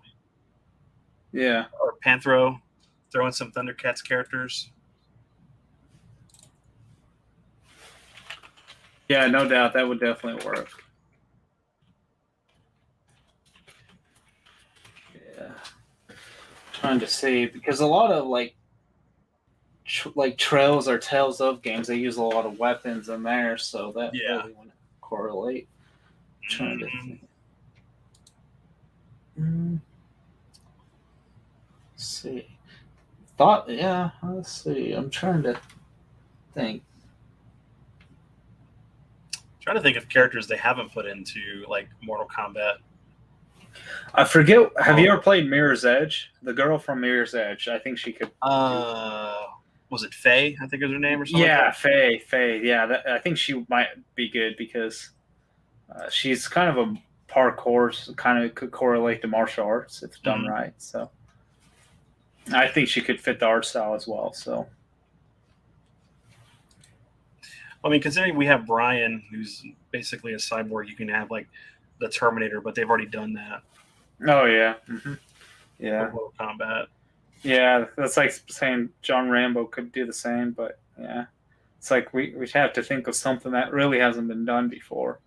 I've never played much Dead or Alive games, so I have the 6 one, or I think I have a few of them, but yeah, I played 6, 5, 1 and 2. Okay, they're okay. I mean, yeah, they're not they're fan servicey, right? Yeah, yeah, not really. They got some good mechanics, but they're not great fighters. Okay, at least in my opinion. Yeah, because when we have like Soul Calibur and Tekken, I mean, why would I play exactly fan service? Like you didn't play SNK Heroines? I have it. I haven't played it yet because I got it because I found that Terry Bogard is they have the female version of him in that. Yeah, kind of cool concept. But they explain why it happens though. Oh, they do. I won't spoil it for you, but all right, it's good for just to play, just to once at least. I mean, my Shinigami would be cool too, but I just don't know how her style would play well in Tekken. Oh yeah. Let's see. I'm trying to think. I know there's a lot of them that could work. I'm just trying to think. I know probably Luffy from One Piece would work. They just can't make his arms go across the whole freaking screen. That would be cheap. Yeah. Well, I mean, you think of Dalzim with his ability to stretch. Oh yeah. Yeah. Anybody else got any ideas or something you want us to talk about?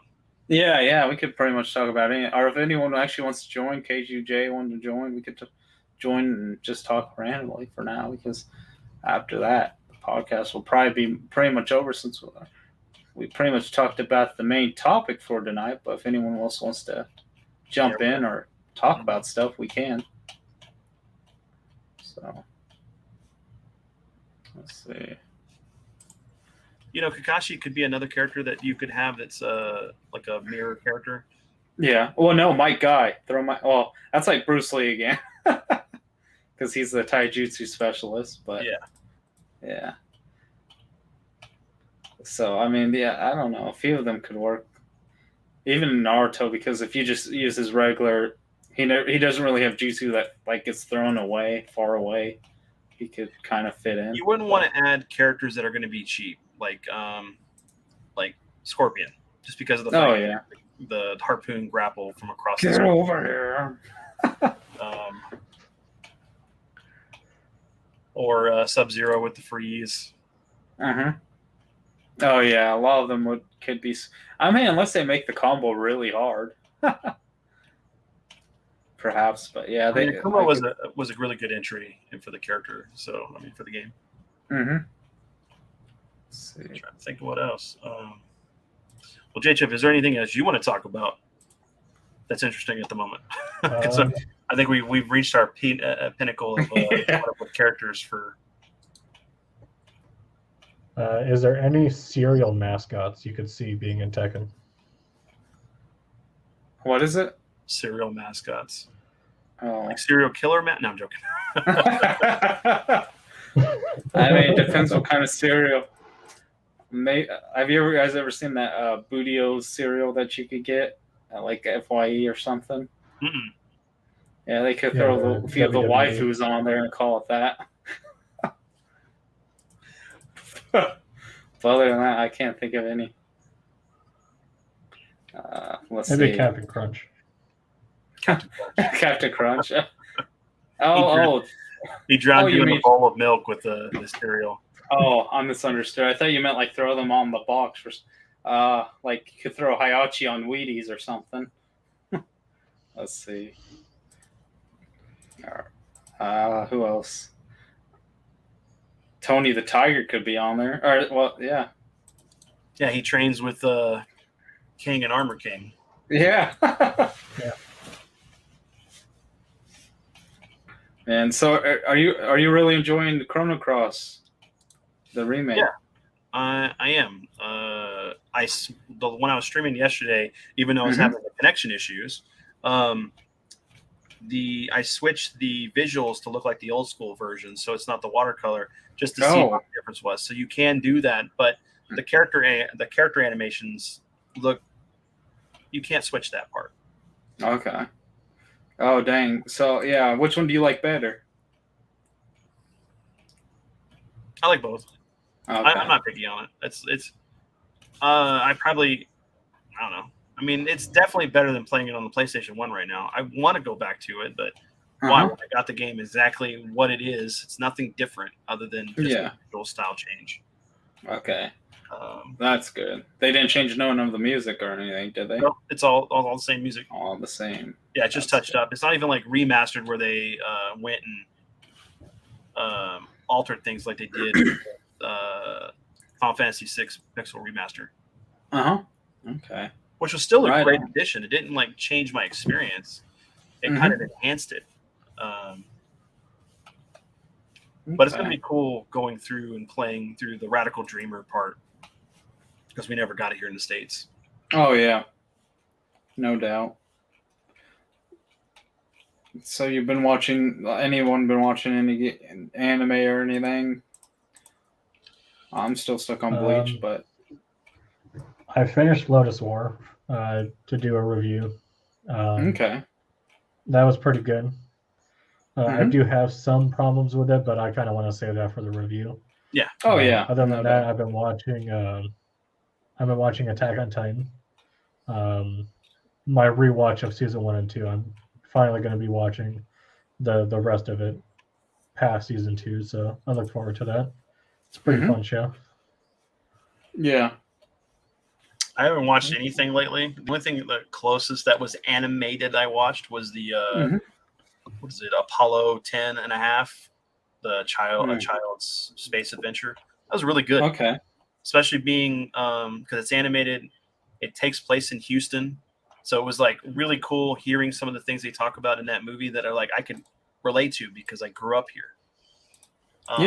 Fantastic movie, narrated by Jack Black on Netflix. It's really good. Oh wow, yeah, that's cool. But I have the second season of Megalobox. I'm gonna actually start this weekend. Oh, okay, yeah, that's gonna be. I need to watch that one because, the first one came out in 2017. I remember that, and that was a really good one. Very underrated. I don't think many people talked about it honestly or watched it. So, no, not lately. Been playing a lot of anime type games though. Okay, K2J. Yeah, I've been noticing some. So, I'm watching some that you play, but yeah, they're good. So let me.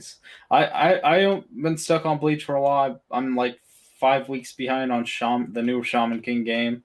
I need to catch up on Baki. My list of backlog on anime is just so freaking huge. It's crazy, But it's like unlimited. I got quite a few that I've picked up, and I actually got stuff that's coming in that next month that I'm like waiting for that I'm gonna be watching, but it may just sit on the back burner on my shelf until I get time.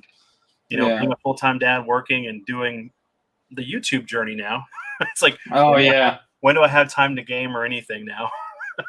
No doubt about that. Yeah, it's hard. But and when you do game, you're like, well, do I want to stream this or or something? So I haven't finished Horizon because I'm not going to stream it. I want to just enjoy the game and stuff like that. There's a lot of people streaming it, but I picked up Ghostwire Tokyo, which I'm looking forward to really playing. I don't know if you can tell, but I'm kind of a Bleach fan. Oh, right on. I'm really enjoying Bleach. What I've seen of it. That's the whole complete manga set or omnibus or whatever you would call it, right? Yeah, I really like Bleach. Heck yeah, man. That's rad. Okay, oh yeah, when I pull out of my anime games, I don't mess around. Yeah, that's true, KGJ. No, I get that. Yeah. Okay. Let's see. So I know Dad Level Podcast is going to the toy show. Are you going to any other conventions or anything recent or that's coming up? Be at Comic Palooza in Houston. I don't actually know what date that is right now. Let me check that out real quick. Hold on. Okay. I don't know why I say Comic Palooza Houston. It's just in Houston. It's not like Retro Palooza, which I will be at in Houston. Okay. Let me see. I thought they were going to do one. Palooza 2022. July 15th through the 17th. I'll be there. I don't know if we're going to have a booth like we normally do for my dad's comic or not, but wow. Just the guest list on this. You got Tom Holland's going to be here. Oh, wow. Amelia Clark, Mei Ling Wu. Let me see. Danny Trejo. Oh, that's cool. Oh, wait. Hopefully this is the right one because it's just saying these people. But, yeah, these are supposed to be people. Because I only say this because it says Stan Lee. And I'm like, but he passed away, sadly. Why do you have him on here? Oh, wow. Yeah. But Robert Englund, Walter Giggins, Kristen Witter. There's a lot. I always forget that Tom Holland is a British actor, and that shows you how much of a good actor he is. Because, like, if you never knew it, you would never know. You would just think he's like made from North America, Canada, or the States or something. You just assume. I mean, it's crazy. Wow, that's going to be crazy if that's true. Charlie Cox is going to be here. Brent Spinner. Oh, wow. John Cusack. That's like an outstanding list. Yeah, Chuck Norris, Anthony Mackie, Carl Weathers. Dang. Ron Perlman. Carl Weathers. Yeah, damn. dude. That's awesome. Yeah. Man, that's BA. Have you ever met Carl Weathers? No, but I've met Billy D. Williams. So. Wow. Okay. And Ernie Hudson. Wow. Met a couple people because of the conventions we go to and stuff, but yeah. Dang, that sounds cool. So many You should come down for that, man. It'd be great. When is it? July 15th through the 17th. July 15th through the 17th. Let me check my list. I think I already have something. Let me see. April. Let's see. July. Did I? I'm pretty sure. Okay. I'm already gonna be going to a con, but honestly, with that list, I'll probably just cancel that and go to the. It's the 15th through the 17th, right? Yeah. Mm-hmm. Okay. And what's it called? Comic Palooza. It's a big event. It's huge. They have they take up basically the George R. Brown Convention Center for. All right. It I takes put it on my list, Yeah. and I don't even know the square footage. It's a big convention. yeah. Okay. But then we got Retropalooza Houston. That's May 28th through the 29th. Okay. Of course, that's going to have like the Game Chasers, Boogie, Ant Dude, Pixel Dan. Wait, repeat. What was that one called? Ant Dude. Oh no, the convention that they're at. Oh, this is going to be Retropalooza Houston. Oh, okay, the Houston. Yeah. Okay, I'm going to the Dallas one for sure. But... I'll probably go to the Dallas one as well. Yeah. Okay, so man, I'm definitely gonna go to Comic Palooza now, and that's actually my first time going to Houston. So, gonna be cool. It's a good city. There's a lot to do. Mm-hmm. Yeah, the tickets right now for Retropalooza. Well, yeah, Retropalooza. It's for the weekends, $35 for all 3 days.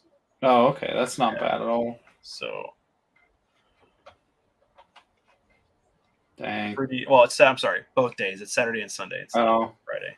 How much are tickets to the Comic Palooza? Oh, I'll look that one up. Comic Palooza, General Administration, or what else? Oh wow. Okay, this one sounds. Yeah. Let's see. Bypasses.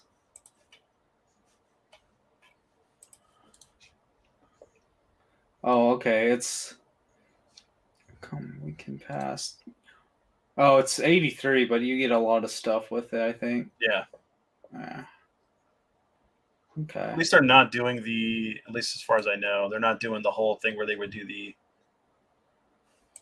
you would pay like these bigger packages where you get like the VIP process and you get like to get a signing and a couple other things, but it's usually a couple $100.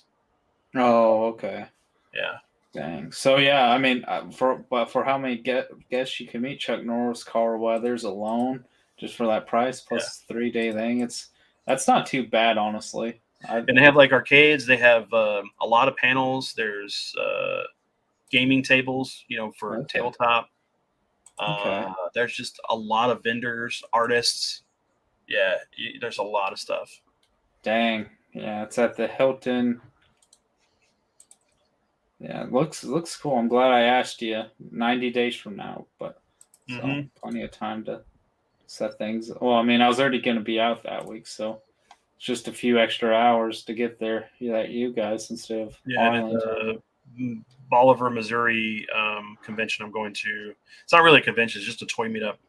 I'm part of a G.I. Joe and Transformer toy group, and it's just all around all toys. But there's a couple guys that go up there. I think there's like 43 people going this time.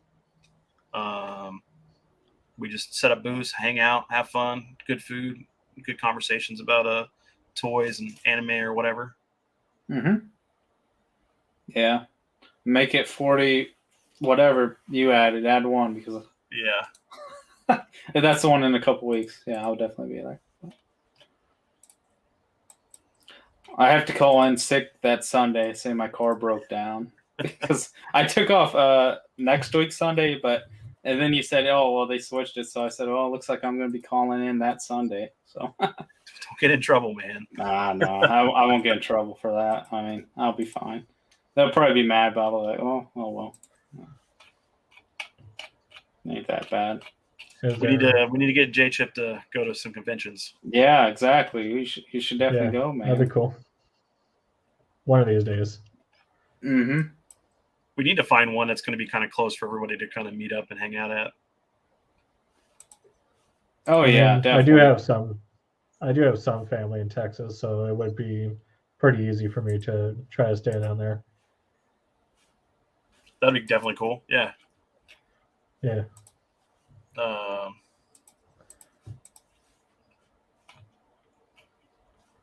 I was actually supposed to go to the Retropalooza in San Antonio, but that was canceled because there was not a lot of people were vending for that one. No, and that was kind of sad because that would have been cool to having all three of those conventions going at the same time. Well, not at the same time, but in a year. Yeah. It's just like PAX South. That was fun to go to, and they canceled it, with everything going on with the pandemic and everything. They weren't just getting the numbers, and it's sad because it was a really good convention. It was really cool. getting to go visit my friends and family there in San Antonio and hanging at that convention.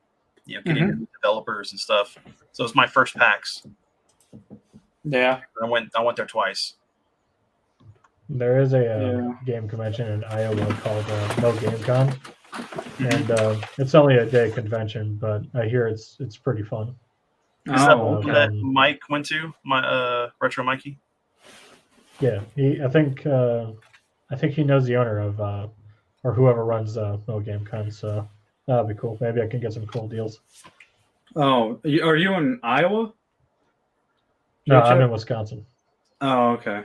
Oh, because I was gonna I was supposed to be going May 6th through the 8th to DemiCon, which is May 6th through the 8th, but I don't think I'll be making that one because it depends if they shift the schedule and stuff for my work, which whatnot. But I don't know. It depends. And then I'm supposed to be on another thing so I don't know. I might not make that one, but that'll be my first convention cancellation of this year. I knew there was going to be some. I can't, planning all the cons is like, you could hope to make them all, but if you plan too many, of course you're going to have to cancel on some. Unfortunately. Yeah, that's very true. If you go to, what is it, fancons.com, I think it gives a list of the schedules for 2022 for everything. Okay. Well, I'm going to check see if it's accurate. I think it is. Oh, yeah. Okay. A lot. Jeez.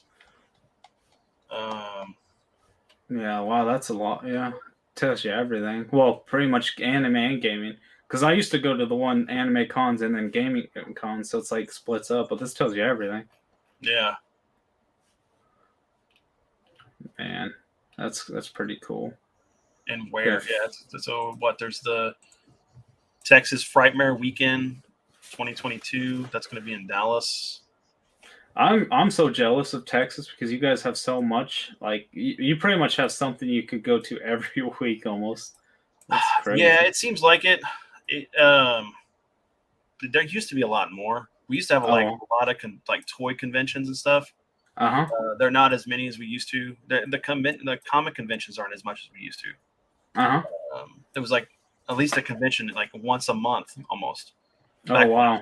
Now it's like there's just a particular time in the year where there's conventions, and then there's a little bitty pocket conventions and stuff. Yeah. Dang. Still, I remember going to A-Kon 2017, and it was like one of the best anime conventions I went to down in Dallas. And then I went back in 2019, and then it was like at the Dallas State Park or wwhatever, or they hold the state fair for whatever. And it was just so hot, I was not used to it, and it was like kind of disorganized. And then I heard then they canceled, so I don't know if A-Kon's going to be irrelevant anymore because they used to be one of the bigger anime conventions apparently, but now it's like after you cancel and screw up and whatnot, so I don't know, it kind of ruins it. There's a buddy of mine in one of the groups, one of the toy groups that does a convention in Florida. I'd love to be able to go, but I don't know if I can, just with everything going on. Oh yeah, let me try to find the name of it real quick. Well, where are you at, Irving?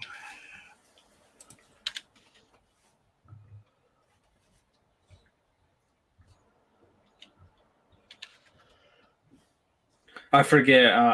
It was either at the San Diego Comic Con.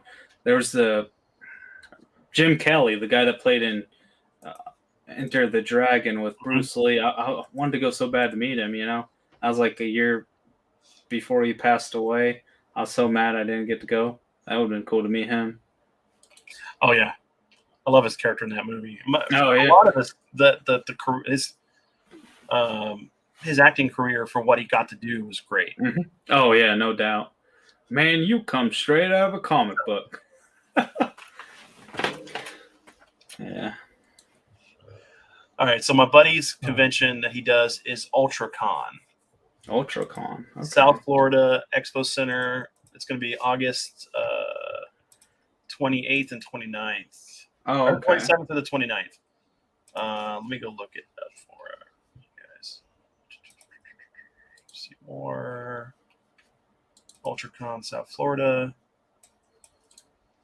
Wow, I just looked up the first science fiction convention, 1936, because it had it on the website. I was like, that's cool. Nice.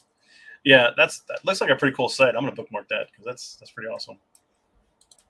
Wow, it does a worldwide and everything.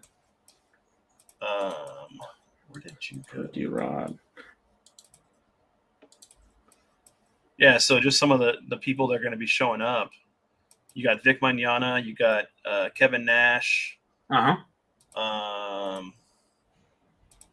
Ernie Reyes Jr. Oh wow, okay. There's a lot. What's it called again? What's that convention called in Florida? UltraCon. Okay, I found it. Yeah, West Palm Beach, Florida. Mm-hmm. Okay, that's pretty. He's trying rad. to get some bigger people in. Still, that's a pretty good cast for. Oh yeah, definitely.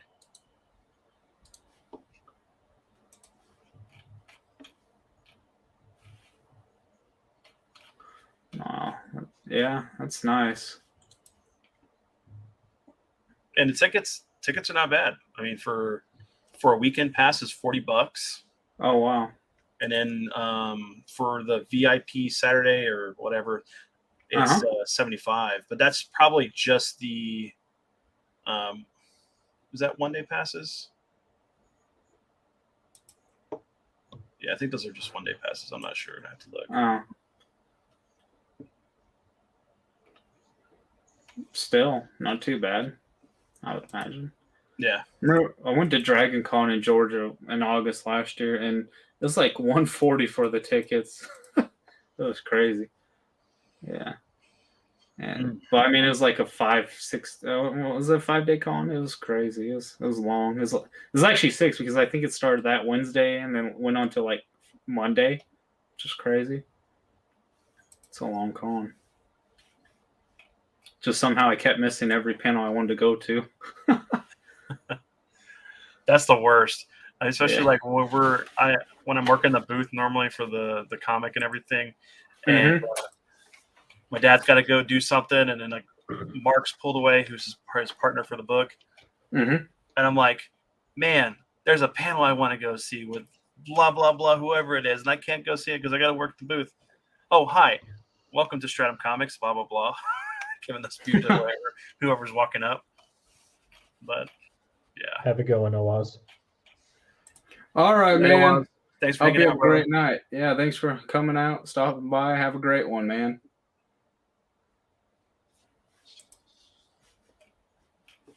Is there any game, anime, movie, anything like that that's coming out that you're looking forward to? For movies? Well, you want to go, Dai? I'll let you go first. I really don't. I would have to ponder on it while you talk about it.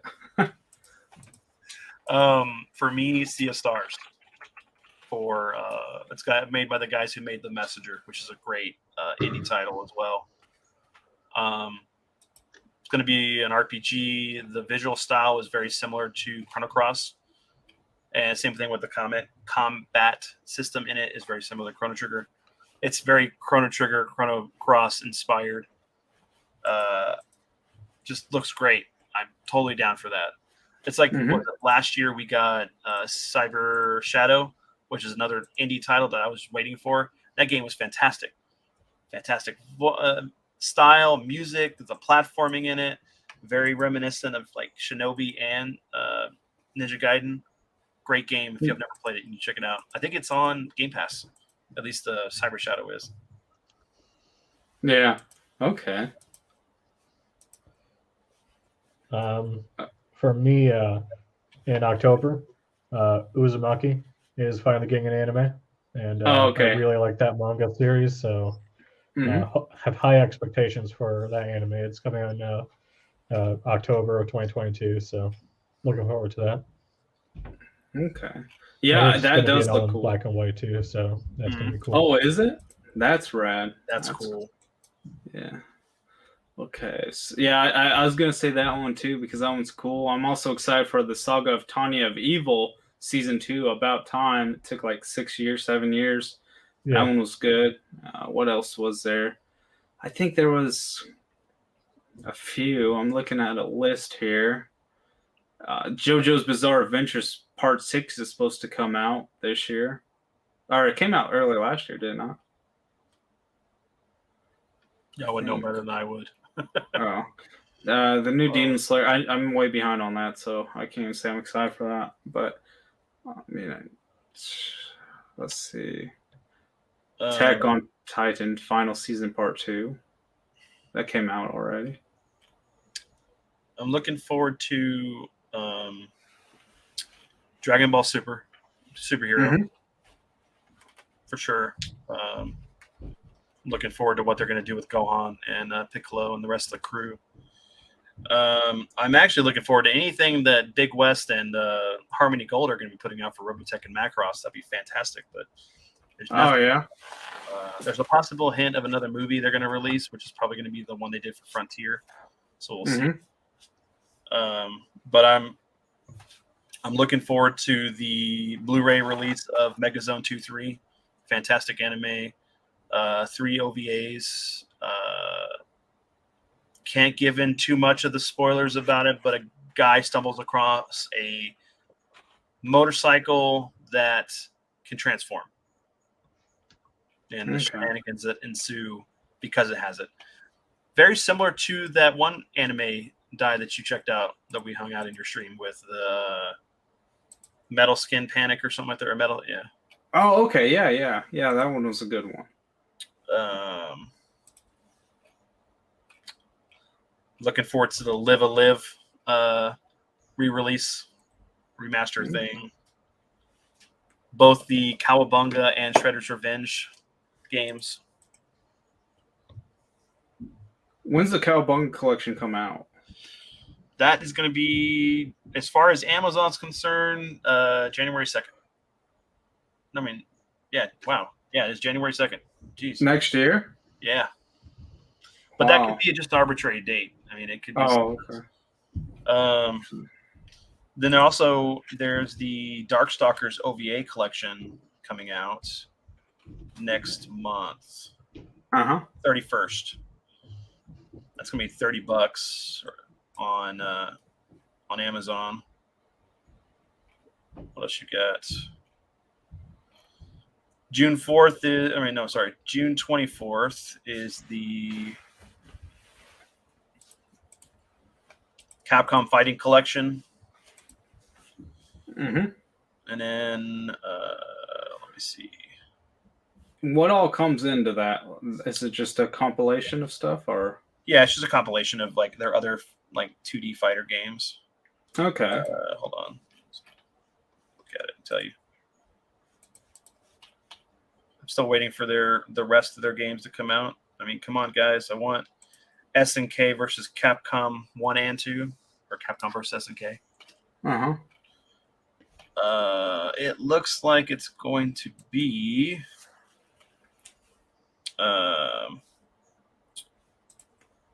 Capcom Fighting Collection unites all 5 Darkstalkers games. So Darkstalkers The Night Warriors, Darkstalkers Revenge, Vampire Savior, The Lord of the Vampires, and the previously Japanese title only, Vampire Hunter 2, Darkstalkers Revenge, and Vampire Savior 2. And then it's got Red Earth, which is a fighting game that was not released here. Also joins the Hyper Street Fighter 2 Anniversary Edition, Super Puzzle Fighter, Turbo Gym Fighter, and Cyberbots. Okay. So that sounds fantastic.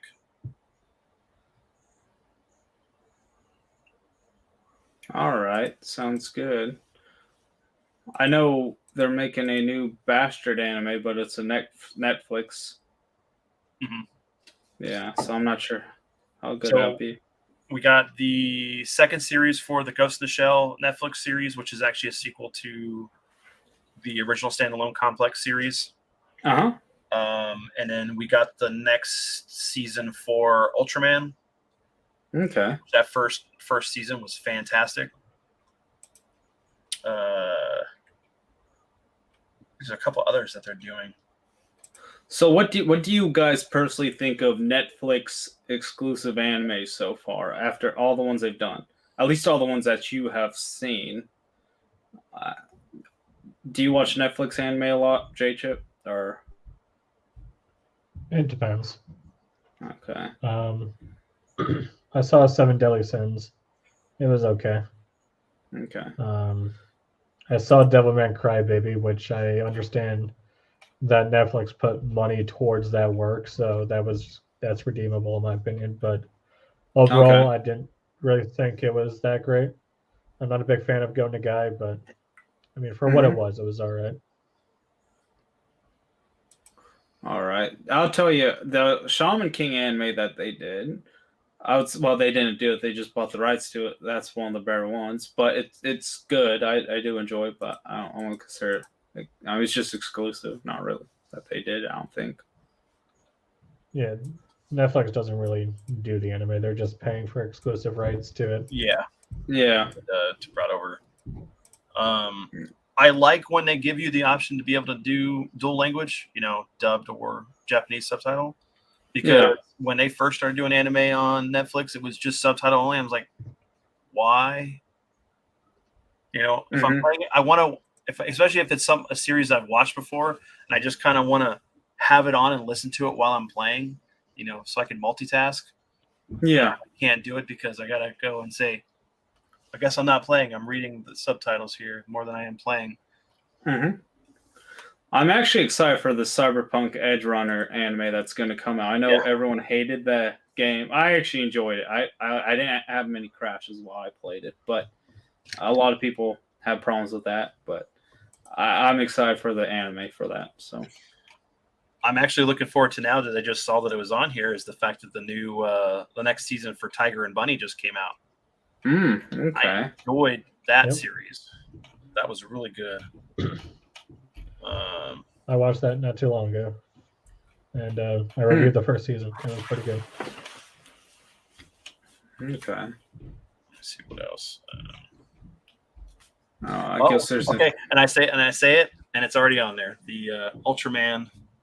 Oh, right on. Man, I'm gonna have like a busy weekend catching up on stuff. I get you. I'm way behind. What do you think of Disney Plus getting into the anime with them getting Tatami Galaxy? Well, they already have the rights to Studio Ghibli, so at least to their Buena Vista brand. At least they did. I don't know if that changed or not, but I don't mind it, but I'm concerned whether when they translate it, will it stay true to form? Because we already know Disney will go in and censor stuff. And, I understand when you have a brand and you want to stay somewhat in a different light or whatever, but you can compromise the source material by doing that. What's up, Victory? Hey, Victory Leo, how you doing, man? I've heard of some people kind of concerned because we're getting another streaming service that has anime and kind of dividing that up into other streaming service, and that's another $10 bill that you got to add on to it. Mm-hmm. That's the sad thing, because we're in an era right now where I have all three systems, so it's like, well, I got to pay for live on all of them if I want to play with my friends. That's expensive. Then if I want to stream or watch a streaming service, I have to pay for those, plus my internet bill I have to pay. So it's like, maybe I should have stuck with cable, but cable would be worse because I wouldn't get the content I could get on these other streaming services. It's like they get you. It's like the whole Leo Gets thing from Lethal Weapon 2. They blank you in the drive-thru. No, and now YouTube's trying to sell them YouTube TV. That would be a fun podcast idea, just talking about streaming services in general. Oh yeah, definitely. Yeah, we can get into that. Definitely. That's I'll put that down as a list we can do for the Download podcast because there's Mhm. I put that one on there that my buddy Derek was talking about where just weird and funny games we play that we enjoy. Also, I do want to do an episode where we talk about like our ideas for concepts for games. I know deep down, even though I want to be a game developer at some point or make my own game, I know it's never going to happen. So if I could pass off the idea to somebody else to do it and it gets done, then I have in my mind that I did it. I helped with it. And Yeah. see the light of day, or it gets to see the light of day. Yeah. No, I get that. Let's see. Yeah, I don't know. I'm trying to think. I know there's a few that are coming out, but like Springen, that one looked cool. Love of Kill, I did watch the first episode of that one. That was pretty good. Mm-hmm. I think that might be good. Sonya the Tonya Vigo, Uzumaki, Ayoshi. Fruit Baskets. Have you guys ever seen Fruit Baskets original or the newer one? I love the original one. My wife went through both series. Okay, I haven't seen the new one, She but loved it, I've seen both series. They're great. oh, okay, yeah. I'm trying to think of Netflix anime adaptations, or Oh, that's a topic too. yeah. I think Disney. I forgot to answer. Disney on doing anime. I don't think they're gonna go for like rated, like mature stuff or 18+ stuff. I think they're just gonna kind of stay in their own bracket of like chibi type not really chibi type, but you get what I mean about like younger audience type anime. Maybe, I don't know. We'll see. Yeah, like your Doraemon or maybe even Pokemon. Victory Leo, good me. I'm mostly into retro anime. Only small handful of new I enjoy, like the Ranking King, just come out last year. Looks like Ghibli art style. Oh, okay, I haven't checked it out. I didn't even know about that one. Yeah.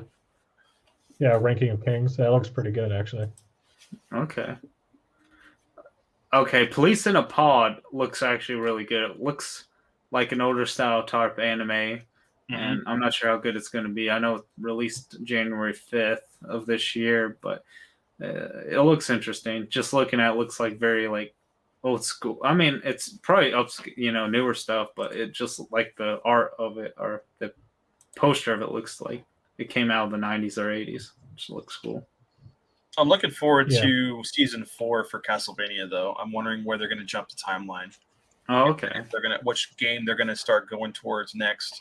Because technically they wrapped up 3 with and part of like Legacy of Darkness a little bit, I guess. Okay. Legacy of Darkness, Curse of Darkness, with the 3rd season. So it'll be interesting what they do. Okay. Well, do you guys have any other topics you guys want to talk about, or because the stream's been going on for 2 hours, so I'm pretty much good, but it's up to you guys if you guys want to keep going. Any topics or anything? Hey, Victor, do you want to talk to us about anything, or do you have any topics? I mean, you could jump in the stream if you want to, or just talk like any topics. But no, what else? There's another. I'm looking forward to the 2 new Gundam. The new movie, which is supposed to be, can't remember what it's called right now, but it's going to take place with Armor Array with the original Mobile Suit Gundam series. And it's supposed to be a movie theatrical version of the 15th episode that wasn't released outside of Japan. So I'm looking at that heavily. And then I just saw another anime Gundam series that's coming out that looks pretty good. No, but I got something witch or something like that. Oh, okay. So if I'm new to Gundam, I watched like the original series. Like I think I got quite a bit. I don't think I finished it. I really enjoyed it. I don't know why I stopped. But should I just keep watching where I left off from the original and keep up? Move up till, or should I just skip around? So it depends on what you want to do. If you want to continue down the Universal Century, you want to stay with the first Mobile Suit, then work your way into 8th MS Team, War in the Pocket, Stardust Memory, F91, which is a movie, which was going to be a series, and I wish they actually made it, but it only got enough production to do the one film. You have Char's Counterattack. You have the new movie that they just did, which is actually going to be a 3-parter. Hathaway. Okay. But if you want to just start another series,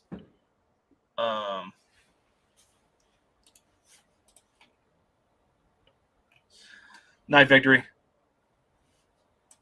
Yeah, Gundam Wing, Gundam Seed's great. If you can get the original dub, I would get that over the other one. But maybe because you've never seen the original, it won't be so like out of place for you. Yeah, I watched. I think when I was watching the original, I was just watching the English dub they had.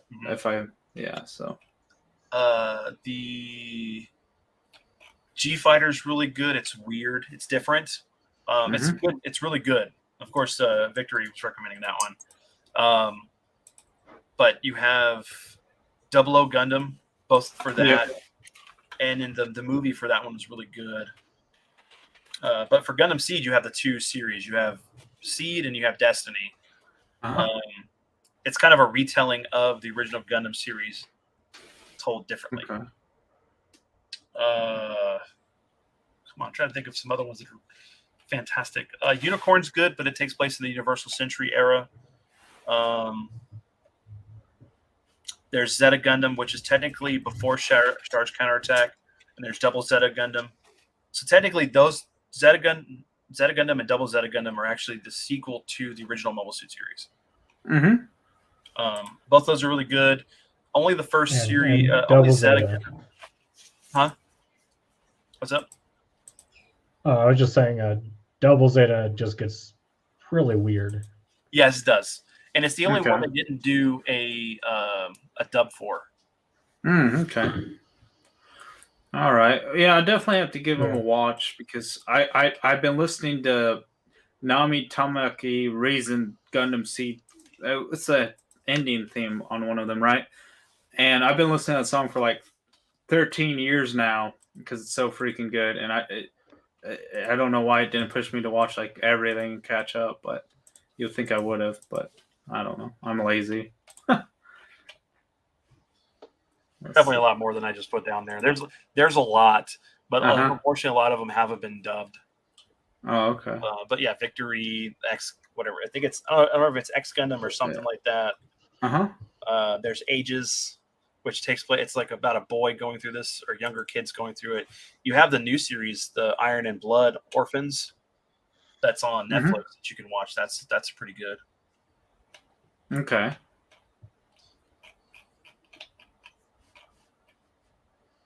Sounds good. Yeah, we're just like going off in the anime here, topics and stuff. Oh yeah. Yeah, it's easy to get off, but I mean, well, we're pretty much close to the end of the stream, I would gather. So yeah, we'll just get some dinner and spend time with the family and start watching some anime.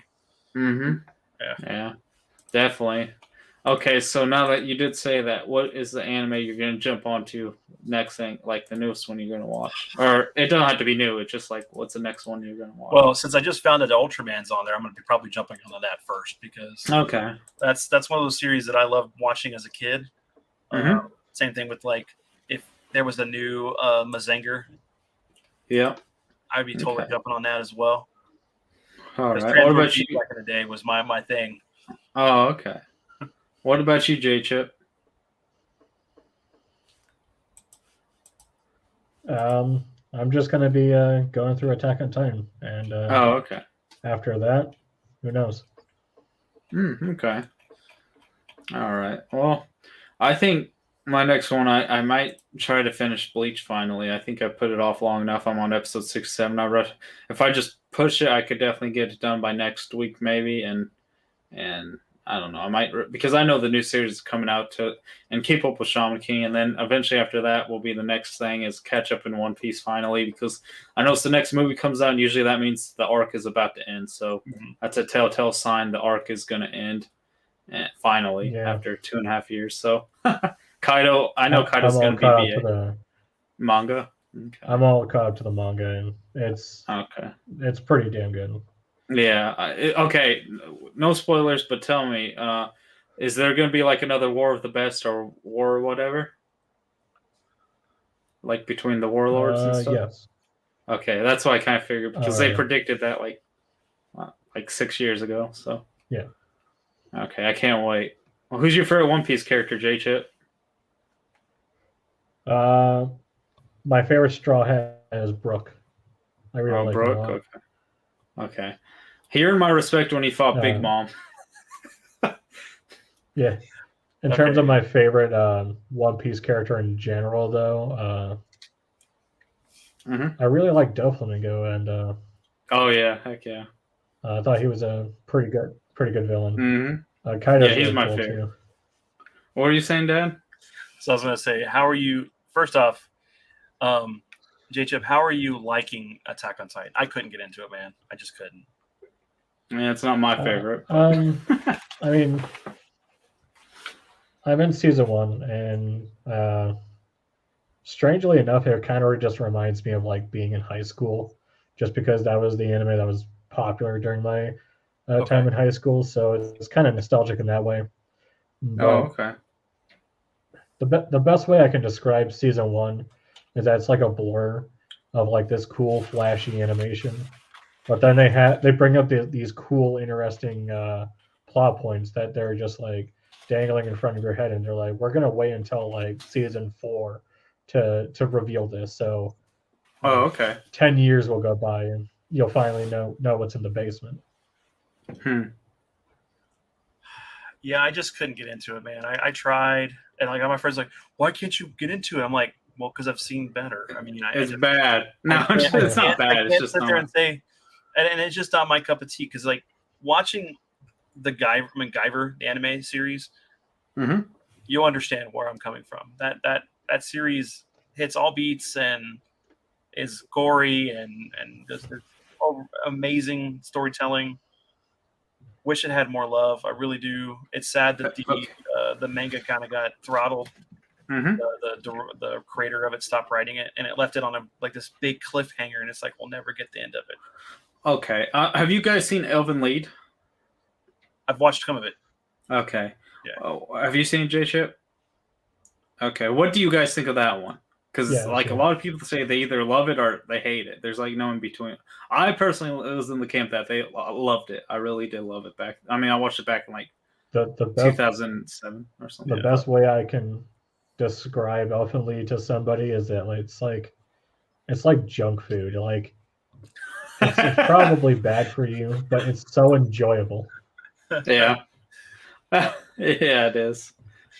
The sad thing is there's some fan service animes that are like that too. It's like they got really good stories, of course the fan service. Yeah. It's just really good junk food, you know. But I was gonna ask one question. Oh, go ahead. Yeah. Sorry. Go ahead, JJ. Sorry. I was just saying that. Oh no, I was just gonna say that, like, you know, it's probably not going to be healthy for you, but it'll be enjoyable. It'll definitely get your mind off of things that are going on in your life. Yeah. What were you saying, Dallo? So I got to rewatch it. It's been a long time since I've seen it. I don't remember why I stopped watching it. But the question I had for you guys is like, who's your favorite Bleach character? Right now, Zenpachi, just because I liked his character design, I liked his drive. But so far, that is my favorite character right now. So, but I'm only on episode 67, so I have quite a ways to go, or 68 or around there. So, I really like Rukia. She's really cool.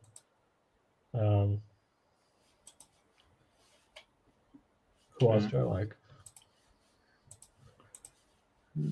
I gotta think on that one. Okay. So mine is Yuriichi. Yuriichi. Yeah. The white-haired one, right? Yeah, Yuriichi's cool. That's the one who is a cat, and then you find out that she's actually this. Oh, okay. Yeah, Yuriichi. Awesome character. And she uses. Yeah, I remember that one was funny. Yeah. But Honestly, I also really like Mayuri. I think he's cool. She's definitely waifu Yoriichi. So I like Ichigo as a character, and it's funny is like for a character that if you think about it, Johnny Young Bosch is perfect for playing. Yeah. But that he's very similar to his portrayal of Nero from Devil May Cry. All right. I have a question, and you don't have to worry about spoiling it too much because me and my buddy have had a conversation about this. Who do you think would win, Madara Uchiha versus Aizen? Because they both have like martial arts, and they both have elite martial arts skills, years upon years of experience.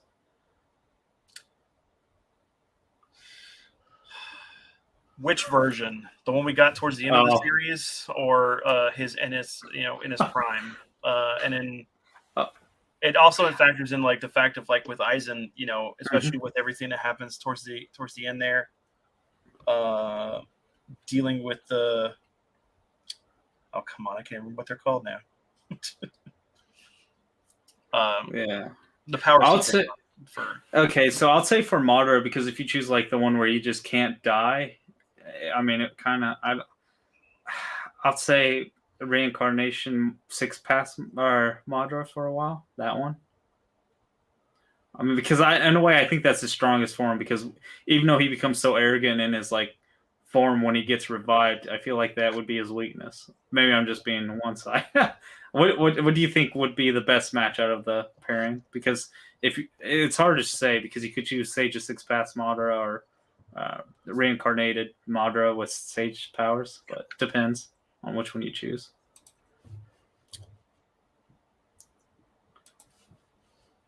I'm kind of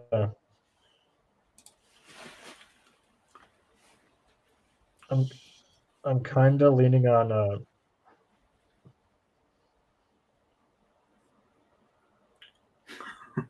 Yeah, this one's a hard one.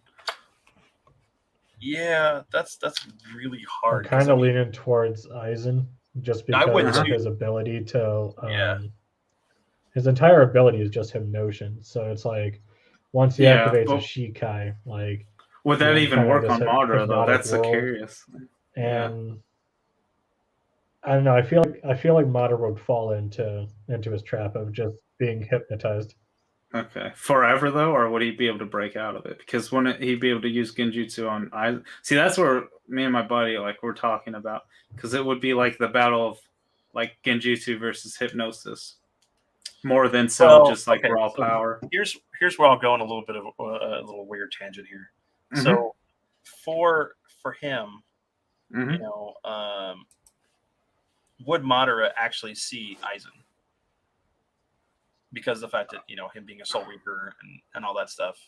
Because remember, normal humans normally can't see them. Oh yeah, that's what we had to discuss. It's like if you have to like cross battle and stuff, you would have to like convert chakra and nin and all that stuff and chi into like equivalency. So possibly yes, he would see it, but it's like in an episode of JoJo, I forget what episode that was. Maybe I think it was JoJo, where he wasn't able to see, but you just have to play differently at that point. At that point, it would just be full on advantage for Aizen. But I think at that point, if you convert it, at that point they could see each other. But it just depends. I don't know. Maybe they would team up. I don't know how that would actually.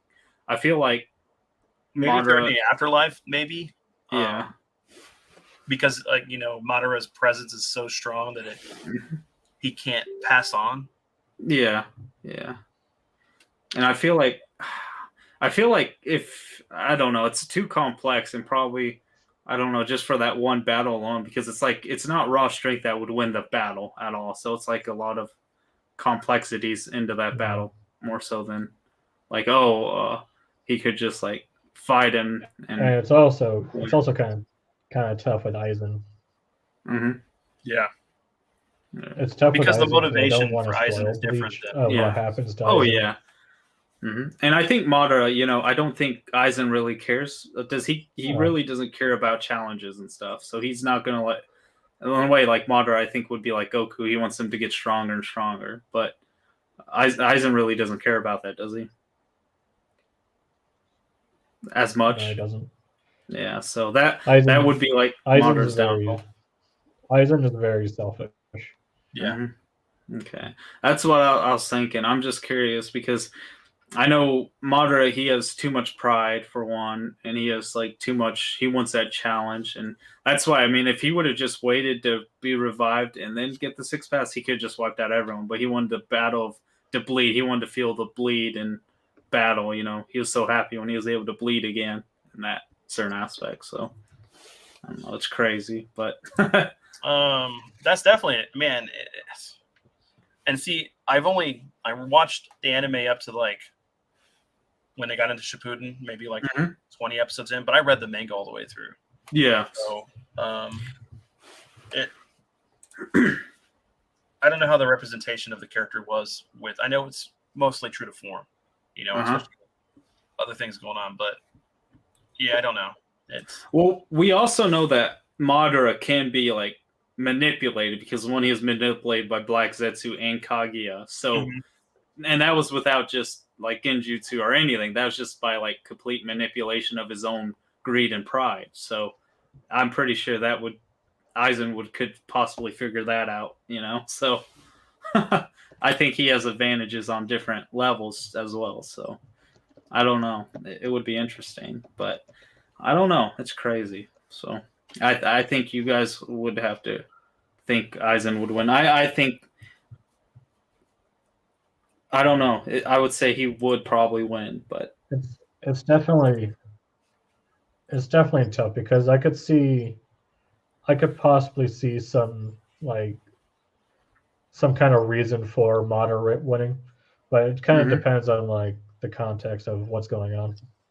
Yeah, I think there are certain situations where Aizen could win, and there are certain situations where Madara could win. But with Aizen, and I don't want to spoil it, but what I will say about Aizen is that he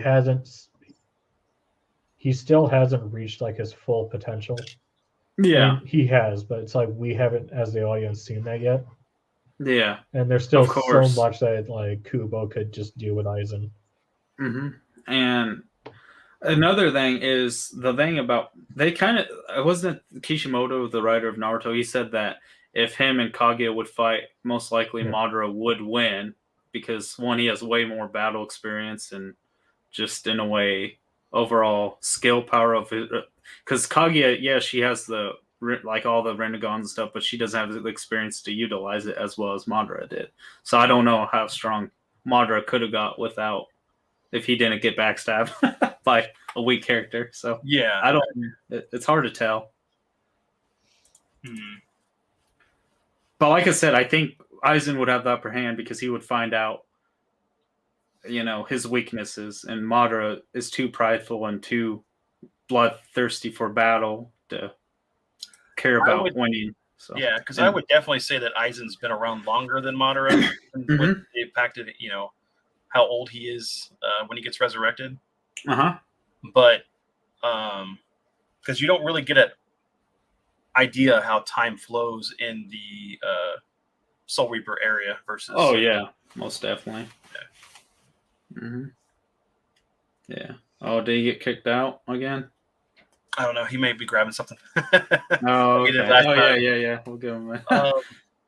But that fight, like I always bring up that fight because I like I said, I haven't seen all of Bleach, but I've read up quite a bit about Aizen. So it's like that's like a fight that's really interesting because it's like it's not really who's like physically strongest, but it's like who could be like the most manipulative, who could be the most who's the better tactician, honestly. Yeah, pretty much. I think the more, I don't know if it's due to bad Ryan Madara screwed up because he got played by Zetsu and Kaguya, and which I mean all the time throughout the series it's just kind of like inconsistent, but so it could be just bad writing, but I don't know. What other battles like that do you think could is that hard to tell of who would win versus okay, Hayachi. I'm not going to mention the obvious because my friends will start coming here and start laughing because it's just the One Punch Man versus Goku? No. It's the Superman versus Goku. I'm gonna leave that one out of here. Oh. I say that for my friends who decide to watch this later on and laugh. Oh, okay. So what about Hayachi Mishima versus Eugero Honma? Because they're pretty much one in the same. I think they know several martial arts. They both have sons that want to kill them. And I don't know, because I feel like Eugero really that's all he cares about. He knows every martial arts, and he will utilize that martial arts against his opponent that uses, let's say, boxing or karate. He will utilize it to show that he's better than said martial artist. He loves to do that. Well, you think about that same thing. You got Rao from Fist of the North Star. Oh yeah, mm-hmm. Shiro's brother.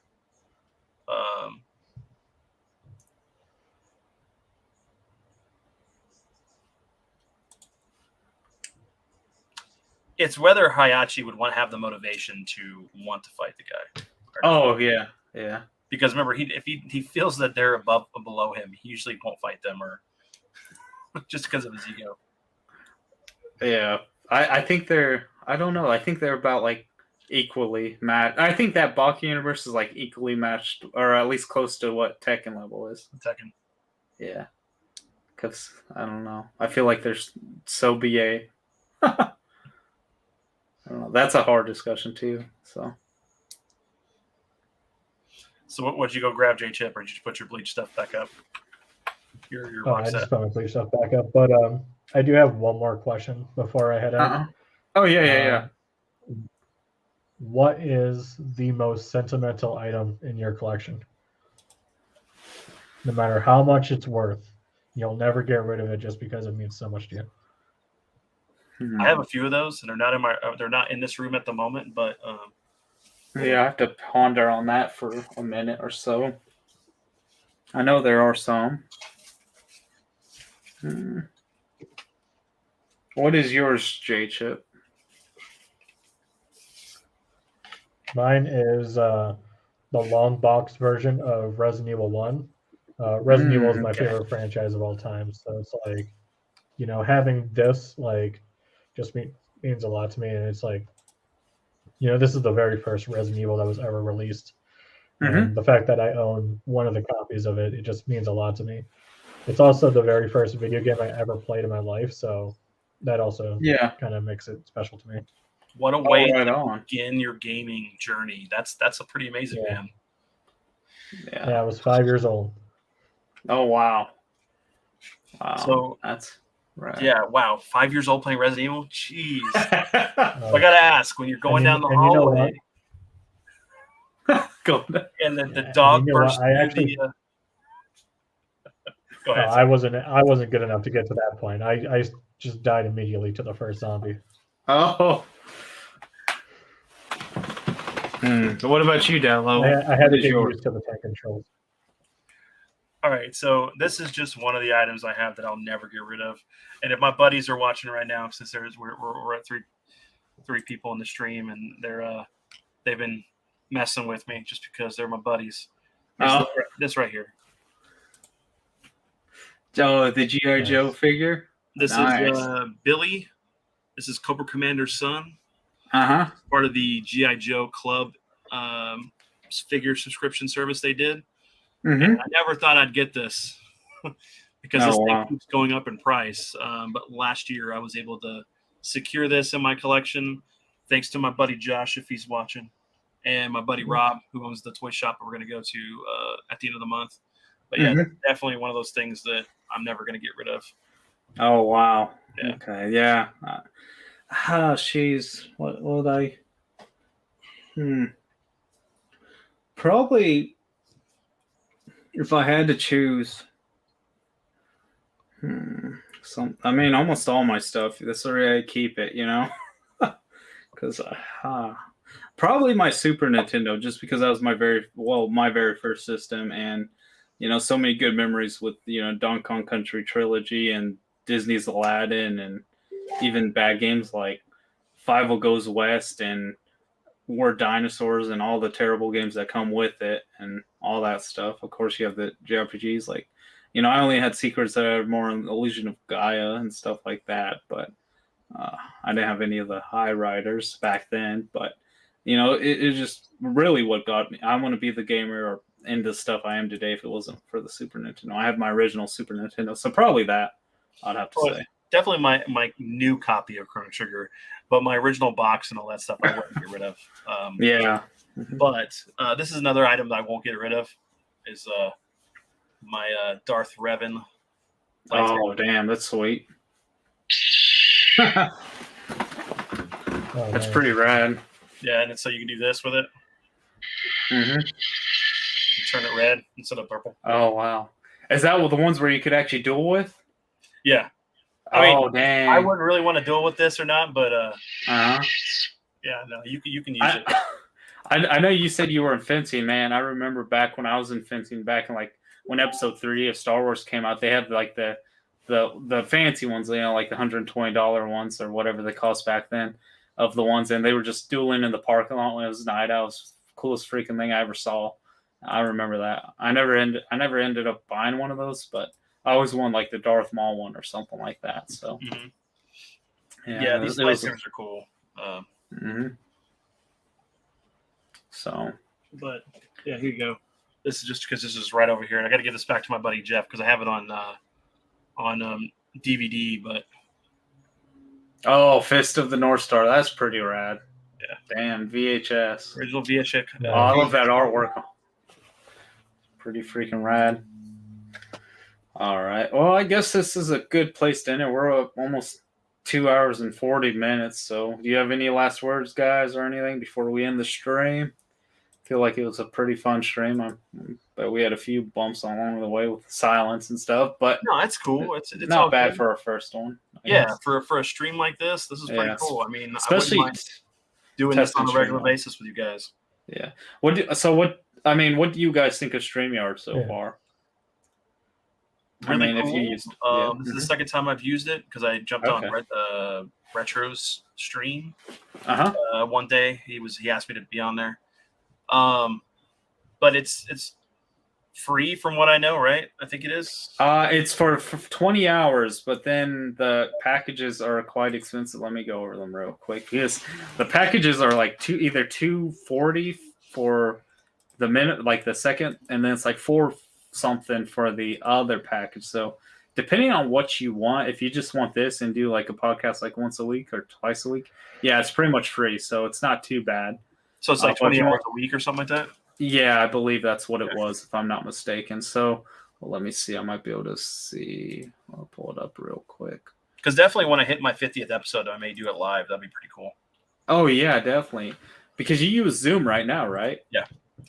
And I think it's expensive. I mean, but it's for what I get. I enjoy it. I don't have to fiddle with anything. I just get I get a pure audio cut of the podcast. I get a video cut of the podcast. And I can stream as much as I want with it, or use it as much. How much does the Zoom cost? It's like 14 something a month. Oh, okay. Okay, so for a year, I'll go over the plans real quick. If you just wanted the free version, you get streaming limits, which is 20 hours per week, which isn't bad. So if you do like 2 streams, that's not too bad. I mean, I guess we're 2 hours and 38 minutes. StreamYard branding in your streams, and then 6 on-screen participants. With the other one, which would cost $240 a year, which would be you get 6-hour recordings, multi-streams for 3 destinations, custom RTMP destinations, backgrounds, overlays, logo, 10 on-screen participants, unlimited streaming. So that'll probably be the better version. And then the other one's like, is that how much is it a year? What'd you say? It's like $240. So, and then the other one is $460. The other one is $460 a year, but you get full 1080p. The other ones are only 720p. You get unlimited stream, 10 on-screen participants, your own personal logos, overlays, backgrounds, custom RTMPs, destination, pre-recorded streams, recording 10-hour streams, multi-streams, 8 destinations, individual audio streams, and multiple cameras. So, yeah, that's pretty much it. So, and that's like $460 a year, which is a lot. So, what's it a month? It's basically $20 a month for the basic plan and $39 for the professional plan. So that's not bad considering you can pay that much for Photoshop or some other different services. But you pay for it all in one go, so it's like it adds it up. So, but yeah, technically, if you consider what you're paying a month, it's not bad. So it's not bad. It's just that first initial. It's just a lot up front. Yeah. Yeah. Definitely be something like once you start getting monetized or finding a way to supplement your income for the channel. Yeah. To be able to do that. I buy Streamlabs Premium, and that was only like $120, which that gives me the right to stream on Twitch and YouTube, and I think one more or something like that, which isn't bad. But then, like, let's say if I would want to do this, it would be much more of a pain because then I have to do like another thing or Discord, and then just kind of that would have been much harder to do than this. This was super easy, so definitely cool just for the free one. So yeah. I do like it. I just it seems pretty cool. So I need to check that one out. And what is it? Restream, because I want to try to get something to be able to do both on Twitch and this, and then actually move into YouTube if I can. Restream, is that its own person? It's like Restream.io or something like that. Oh, okay. Yeah, it's its own little streaming service. Yeah. Because that's what Streamlabs goes through, I think. If I'm not, that's $50. Well, no, it's $20 to $40. It's pretty much the same price as this. Yeah. So, yeah, it's just. Oh wow. Okay. You only get 10 hours of stream on that thing, even for the professional version. Yeah, the only downside. So if you're doing like a what is it? The thing they do at the end of the year. Where you do the streaming, I can't remember right now. For cancer and stuff. Oh, like a sleep lock or a Nuzlocke or something like that. I don't know what they call them. Extra Life. That's what it is. Oh, okay. Brain's not here. I'm 40 people. I have like a lot of useless information and a bunch of tech knowledge from my job, so I can't learn these things at a moment's notice. Yeah, I get you there. I'm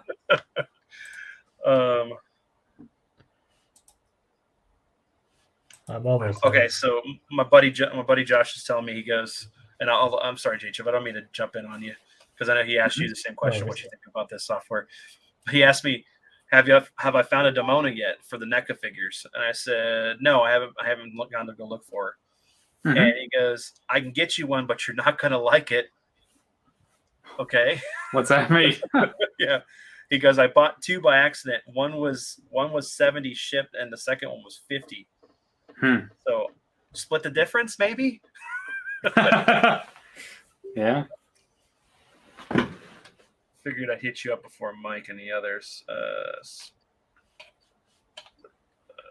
difference. Sorry, J-Chip. Go ahead, man. I'll be quiet so you can tell us what you think of it. Yeah. I used StreamYard back in the day with when I did my anime podcast with my husband Senpai. Haven't used it since then. I mean, it's pretty good. We were kind of mad because that's when Google Hangouts ended. So we had to go to this one, and it worked out pretty well. Yeah.